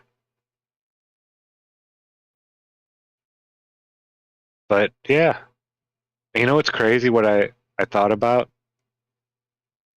you know, the fall of the Soviet Union and everything, and all the conflict in between Europe and the Soviet Union back then, and all those countries breaking off and making their own countries. That's where most of the best fighters come from. Eastern Europe, Western Russia. They grew up in just crazy times. You should hear some of the stories people at work have of living through that Eastern Bloc breakup. Oh, that had to be insane. Uh-huh. Like, I mean, guys as teenagers having to go out with one other guy, an experienced guy who's managed to live this long, and on the mountainsides, like the hills and the mountains, he's fighting these tanks with Molotov cocktails. Literally. They've got a backpack full of glass bottles, and they're pulling them out and lighting them, trying to get the treads off the tank or whatever the fuck it is they're trying to do with Molotov cocktails versus a tank. But whatever it was apparently effective enough to serve as an effective assault against it. So that would be crazy. And just how scared he was, because it's like literally he's like feet above them. They don't know they're there, and said they're firing their guns and everything is just shaking around him, and he's expected to take this, jump on the tank, light the Molotov cocktail, I mean, I don't know what the fuck it is they're doing, but it was just insane stuff. Or like when the government falls and everybody runs out into the woods, and then they just spend the next 9 months living in the woods until the fighting's over, trying to survive. Yeah, it's crazy. Again, I'm not one for fear porn, but this happens. This is the most 2011 2024 that there is. It's got that real same, I don't know. Granted, I was a little Alex Jones at the time, but I don't know. Yeah, me too. That was when the NDAA and all that stuff came out. I was freaking out. Yeah. But then I've learned a valuable lesson there. All that fear and all that stuff I had. Just because even when they put it on paper, doesn't mean it's going to take place. So that was my big thing. It's like, oh, it doesn't matter what they say on the news or what these politicians say, they all lie. When they put it on paper, it'll be real. I think it probably will. I think just because they put it on paper and it doesn't happen right away, doesn't mean that it's not going to happen. Yeah.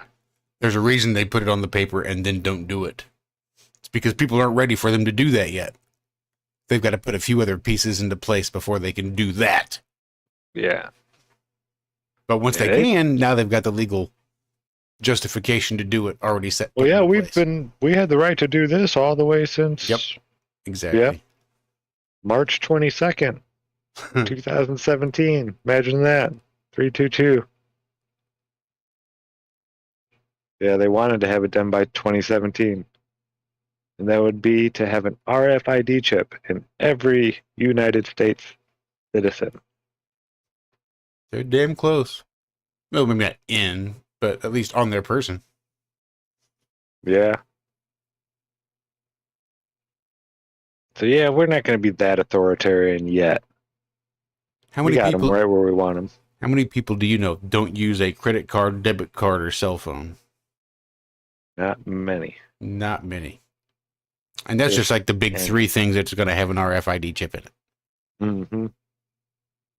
I bet you there's a disgusting amount of things that have a RFID receiver transmitter that oh yeah, we don't want to know about. Your toaster.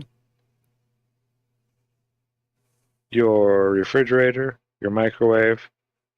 Not only an RFID chip, but it also has a microphone in it, according to the head of the NSA that he released in Congress in 1994. How many years? Right. 94, my friend. 1994, the head of the NSA said your toaster, your microwave, your dishwasher, all these things will have microphones in them recording the ambient background noise. And nobody Well, able there's a substance that you could drink if you like refreshing vinegary tasting stuff. It's called apple cider vinegar. What's up, Sherry? I see you. And it's been shown to kill off all kind of little tiny things inside your body. I'm no doctor. I don't play one here on YouTube or any other channel. But in my personal experience, ingesting it on a daily basis made me feel better. That's what it did for me. And by doing some experiments in college with different types of vinegar and using different variants of acidity and baseness to do things like, separate DNA strands out of a pig's liver and just crazy shit like that. I know it's definitely something that works at a very small, tiny nano level, if you will. So, interestingly enough, a gentleman by the name of Bill Gates bought Bragg's apple cider vinegar company. Just a few weeks back. So, if you have some on the shelf that isn't recently stocked, I would go buy the fuck out of it. But that's just me. That's what I do. That's what I'm doing. I'm not telling anybody else to do any fucking thing.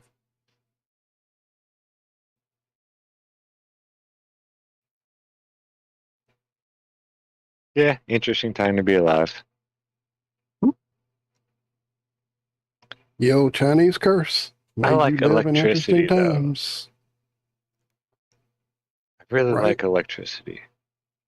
I like heating systems. I'm gonna have to move south. Downfall of man. Electricity goes Come on away. down, bro. Come on down. Get on down, get on down. Ooh.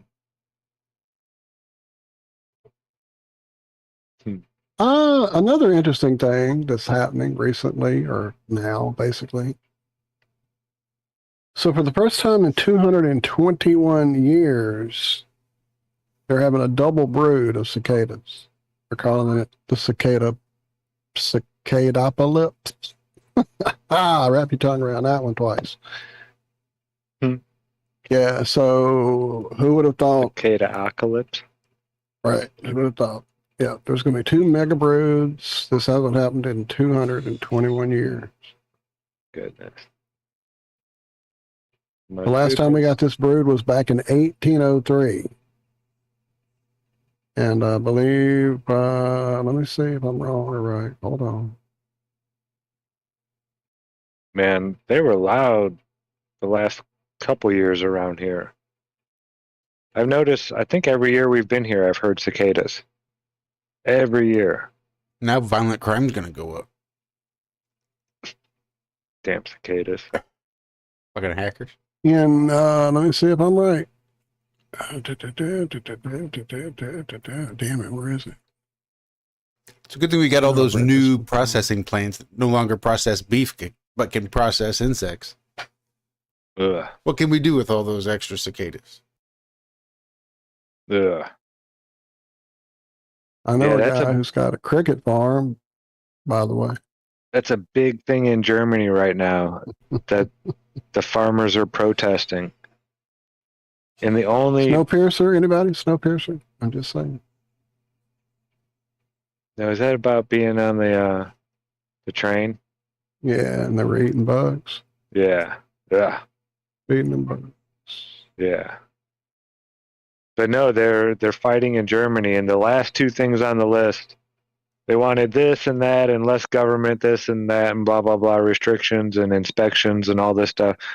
But no GMO seeds and no fake meat. whatever they call it, Frankenmeat, or there's like a political term for it. This kind of meat. But yeah, the farmers are saying no, we're not. No, we want to grow cows, not bug farms. And We All wanna Things grow Bugs, real corn. LLC, Bill and Melinda Gates Foundation, to develop a method for the efficient production of nutritionally dense food using insect species. And who's buying up all the farmland? Bill Gates. I think Bill his name Gates. is Bill Gates. I'm pretty sure. You watch it. They use their Monsanto bullshit to say, "Oh, that's under our patent, and because it's spread to your field, now I own your field too." Because my patented stuff is growing in, because it'll pollinate whatever. And this stuff is crazy because it's not like you can take, 10% of your corn and save that for next year and plant that. No, there's nothing like that with this. You get 1 year out of it.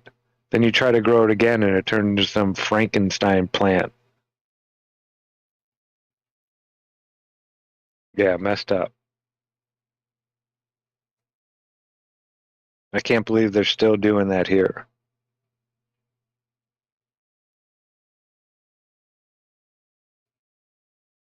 It's amazing I how was that muted. kind of Sorry. Peace out, Winston. It was good to have you back around. Yeah. Come back, hang out with us again. Definitely good to see you there, Winston. But Snowpiercer had what's his name? Captain America. Pine. No, not Pine. I just know him as Captain America. Is it? That's not Chris Pine. That's Captain Kirk. Damn it, Captain Kirk. What's his name? I don't know. Popo I'm gonna look it Gijo. up. I should know it, but I don't. Chris Evans. There we go. That's right. Too many Chris's. Chris Evans, Chris Pine, Chris. Slater. The whole thing about that. No, there was like a whole thing. And people started shitting on you boy Chris? from his church and all that. Chris Parks and Rec. What's his name? From the dinosaur movies and shit. Anyway, he was the Chris that had to go when there were too many Chris's. Oh, yeah. I don't know his name either.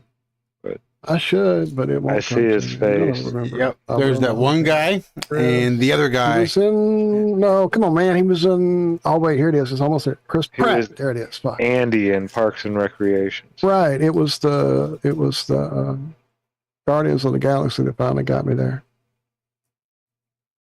Yeah, I don't know. Movie stars and that stuff just don't get my attention like they did when I was younger, Like, I'll never forget Bruce Willis's name or, Denzel Washington. Or Right. Well, you hear me going, Chris. Yeah, exactly. I don't know any of these new people, like none of them. I can tell you none of their names. I know what's his name, Robert Downey Jr., but that guy was making movies in the 80s when I was young and Yeah, he was. all that stuff. He coked the fuck out, but he was making movies. Yeah, he was. Weird Science. He had a side role in that one. And then Back to School. It was another backup role, but he was definitely fucking doing stuff in that movie. Back to School. Is that the one with? No. Yeah. What was that Yep. one? Rodney? No. Rodney Dangerfield. Yeah, no. I know that was Kennison and stuff. What was the one I just thought about though? With Good answer. damn it. Good answer. With the two kids, and they were into the special effects, and the one girl couldn't read, and they were all summer school. That's the one that came to my head when you said it first. Oh, with Mark Harmon. yeah, Mark Harmon And Judge That Reinhold. was a great movie. and Christy It was a great Alley. fucking movie. That was a real good movie. Great fucking movie. Well, like half have to go of watch Christy that now. Alley. Yeah. Okay. Back when she was still something to see, I guess. And what was the one with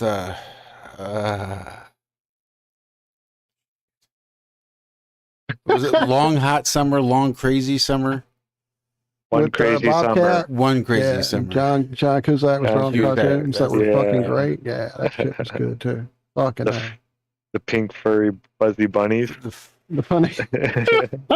Yeah, fucking A. Yeah, fuck yeah. I need to That see all that pull one out again. guns and shoot the rhinoceros. He was a rhinoceros. Yeah. He dresses up in the Godzilla costume and destroys the model. Fuck yeah, dude. I'm gonna go look it up tonight. Yeah, I watched that one a couple years ago. I was on the 80s. Seems like I kick. did too, actually. We may have brought it up even because of the artwork or something about it. Somebody I know, I wound up knowing somebody who did the artwork, maybe not knowing, but it was somebody I didn't realize had done it. Like maybe it was tied into Robert Williams or shit. Let me go look it up now. Oh, I'm this says mom's favorite movie, Summer Rental. Yeah, with Oh, John Candy. Fuck Oh, yeah. that one's great when he Classic. becomes the I know. pirate. Yeah, Another classic. man, Let's see. they don't make them like that anymore.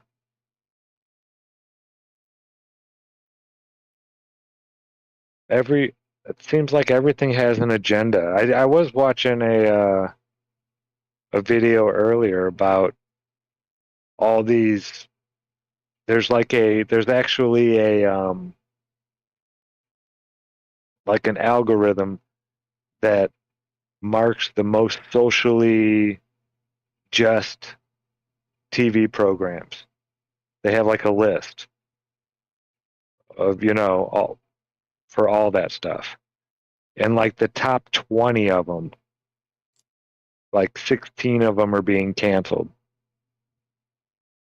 and all of them are losing money, supposedly. So I think I'm telling you, man, without the internet and all the social interaction that we get to have and speaking our mind, I mean, you can see it in the ratings that they tell us. The news is a dinosaur dying industry right now to be part of one of the big news media outlets. Nobody trusts these people under the age of like 50. Few people, I guess. There's probably a couple out there, but yeah, the people are getting their information from different places now, not from the television from one of these, 4 channels. Now there's, you get to pick what. There's so many people out there talking, and there's a bunch of big channels out there.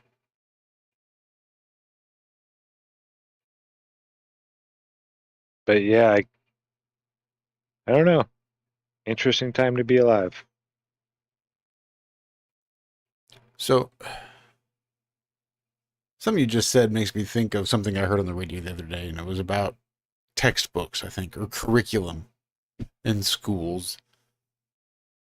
One of the schools I went to, now they're having a big to-do over the curriculum and the diversity, inclusion, and equity training, and all of the sort of white guilt type of stuff, and just the new woke agenda that's being put into all these high schools. And they're having the big school board meeting, and everybody's going down there to, combat the stupid agendas that's being pushed into schools now. And they just want their education without all of this preachiness to it, right? Without all of this false sense of morality and all of these messages and all this other shit that's being sort of inserted subtextually into the curriculum. And just like you wanted movies that aren't woke, like back when you were a kid and they didn't have all these agendas. And it got me thinking about not just curriculum, and textbooks, and the people that write the textbooks, but the people that make the stories. Do you think there's ever been a time that we watched movies that didn't have an agenda? No, I was just about to say, I remember a time when having a pot reference in a movie was like a fucking verboten. It was a sin. There was just say no times. Reagan was in the White House. Nancy had her purse, her some kind of strings tied around his flame. It was ridiculous. You couldn't, Anyway. Oh yeah, they say it kind of ebbs and flows. Like we had the 50s that were like super conservative. And that was the message they were promoting in the movies and the TV. So it's not like it's like, oh my God, they need to stop promoting conservatism in this shit. It's when they start putting the liberalism in. They're like, oh my God, you're trying to brainwash our kids with liberalism. Stop that. We want to go back to brainwashing our kids with conservatism. Mm-hmm. There's always a message. You're always going to be brainwashed with something. Yep.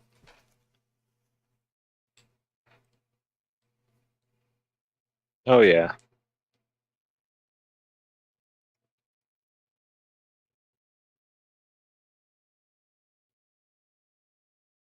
Nowadays, though, it's a lot more in your face. No, you just don't agree with it. The people were saying the same shit about the movies that you watched as a kid because it didn't go with what they were used to. You grew up with it, so you don't see the message. You don't see the agenda. It's why my mom had to go to the library when I was like 8 to tell them that I could check out any book I wanted. Period. What did she need to sign? What did she need to fill out so that she wouldn't have me upset at home anymore? Because I wouldn't be allowed to read a book. Well, there's some stuff he shouldn't be exposed to. I'm his mother, and I will decide what he should be exposed to. And so I was allowed to check out Jaws and read that book at 8 years old. Now, is that good? Probably not. There's some really intense, horrifying things. There's a whole subplot of Hooper, the character played by the scientist dude. Fuck, my brain is gone tonight. Anyway, there's a whole subplot with him and the wife of the sheriff having an affair, and they had a really crazy scene in the book with them having sex. I shouldn't have been reading that at 8, but I did. And it formed part of who I am. So was it bad? Was it good? I don't know. But she definitely was bucking the system because everybody in that library thought she was out of her fucking mind letting me read that kind of thing at the age I was. Of course, that probably next week went and saw The Exorcist. Should I have seen that at such a tender age when it came out? No, probably not.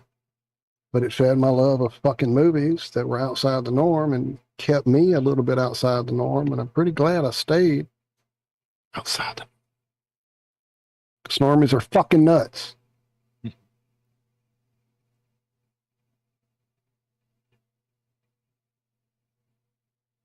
But there's always a party line that they want everyone to toe. And if there's somebody not towing it, they get ostracized, singled out, told they can't have access to certain things. Absolutely. I mean, it's all his story. So they can write in any agenda they want.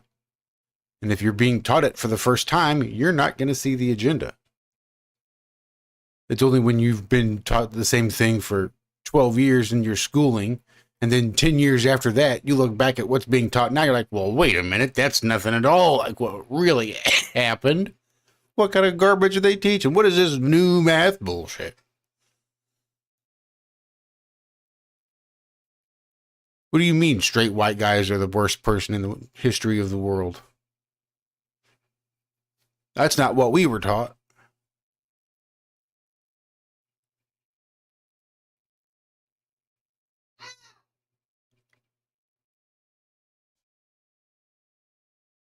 Sounds like bunnies are getting demanding in there. I know, I heard that.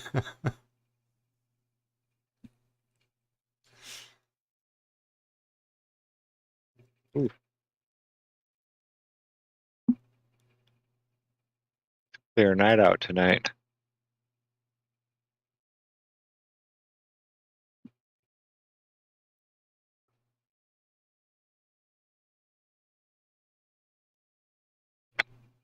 Well, gents, I was just getting ready to say, I think it's probably about that time. We've hit the 2-hour mark, so that's actually better than I thought we'd do. Yeah, it seems like I've enjoyed this conversation. I hope everybody out there that was involved on the chat side did. I know you guys definitely had some cool things story-wise. Well, this show was 2 hours. This morning's show was 2 hours. This morning's show flew by. And I swear to God, the first hour of this show lasted about 4. Mm-hmm. So it felt like. I got nothing bad to say about it, other than the fact that it seemed to just freaking go forever.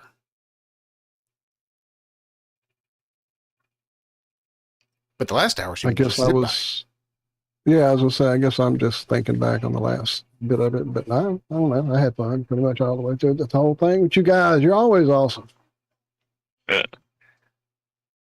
Love y'all. Definitely love you guys. Thank you. And the plan is Anyone to who get would people like to, in. good sir, what? Because the plan is to get people in here and actually do some shows and not just have it be us yapping around. Yeah, I guess we were kind of under the impression this would be just like a month and we'd be back on our regular channel. It was only today that we realized that they really were putting us in the corner till fucking March. So we got to stop fucking off and do something over here. You know, March that was what? really what it was about. March 22nd. How's that coming out with numbers? We're Illuminati confirmed. Absolutely, baby. Skull and Bones can't wait. Thank you, Valentino. Thank all of you guys for hanging out and contributing and being here, even having to find us on this backup channel. So, but yeah, definitely we're going to pick it up a little bit because, as I said, I thought we'd be out of here in about a month and be back, but they're out of their fucking minds. YouTube's his M's dick. He said, stop bitching me. Stop bitching me. Stop senses me. Anyway, Stop senses so me. anyone that would like to join us on the range, I'm sure Zack and I will be headed there. I don't know that Josh will be. Sounds like he's got bunnies to go rustle into the cattle. I'm just a bunny servant. I just do what they tell me. Dude, who you telling? You see my cat life now. I'm simply the person who brings the food to create the shit that I will later shovel out of here. No, they're wonderful and they bring me lots of bugs. Oh, yeah. They're worth every scooper poop. Every little poop and scratch and aggravation that I do get with them sometimes when they're knocking over the bone or whatever. That stinky fart when Hank gets tacos. Boy, that is one thing I don't miss about having dogs are those farts, because cats just don't. They just go and shit, and there it is. It's no like, I don't think my cats have ever farted near me. They're just taco farts. He'll spot me a farted on me one time, maybe. Actually, now that I say that, he was on the arm of the couch next to me the other night, and he kind of all of a sudden shifted, and I started going, what do I smell? You little fucker. It's that the best the only time I knew a cat. It's called a queef, Zack. When the fart sneaks up on them, on the dog, and it like scares them. They fart. They don't know, like, right? They look around like, what the fuck was that? What the fuck was Did that dude? come out of me? Oh, those are great. Yeah, your farts are the best, Hank Pank. I know. You're so handsome. Oh, all right, everybody. I love y'all. You guys have a great one. Thank y'all. Thank you, Zack. Thank you, John. Thank you. Thank you, Give Walter. Cami big hugs. Will do. We should be back here next week, Ashley. Around 5:30 Central-ish. Maybe 6-ish. Never can tell. But ideally every week, either here or at our regular channel, the ironrealmmedia channel. Sans the podcast. But yep, every Friday night, 5:30 till whenever. Then, of course, there's the Ironworks here on YouTube and also on freeworld.fm every Monday, Wednesday, and Friday morning. Kicking off at 4 a.m. Central, right through to 6 a.m. Another 2-hour show. So you can always catch us there as well. In the meantime, you guys have a great rest of your weekend. Do your best to stay warm. Be good. Be well. Do good and do well. And remember, we here at Iron Realm Media love you and look forward to seeing you next week. Bye-bye. Love y'all. I love y'all. Ponderous, fucking ponderous.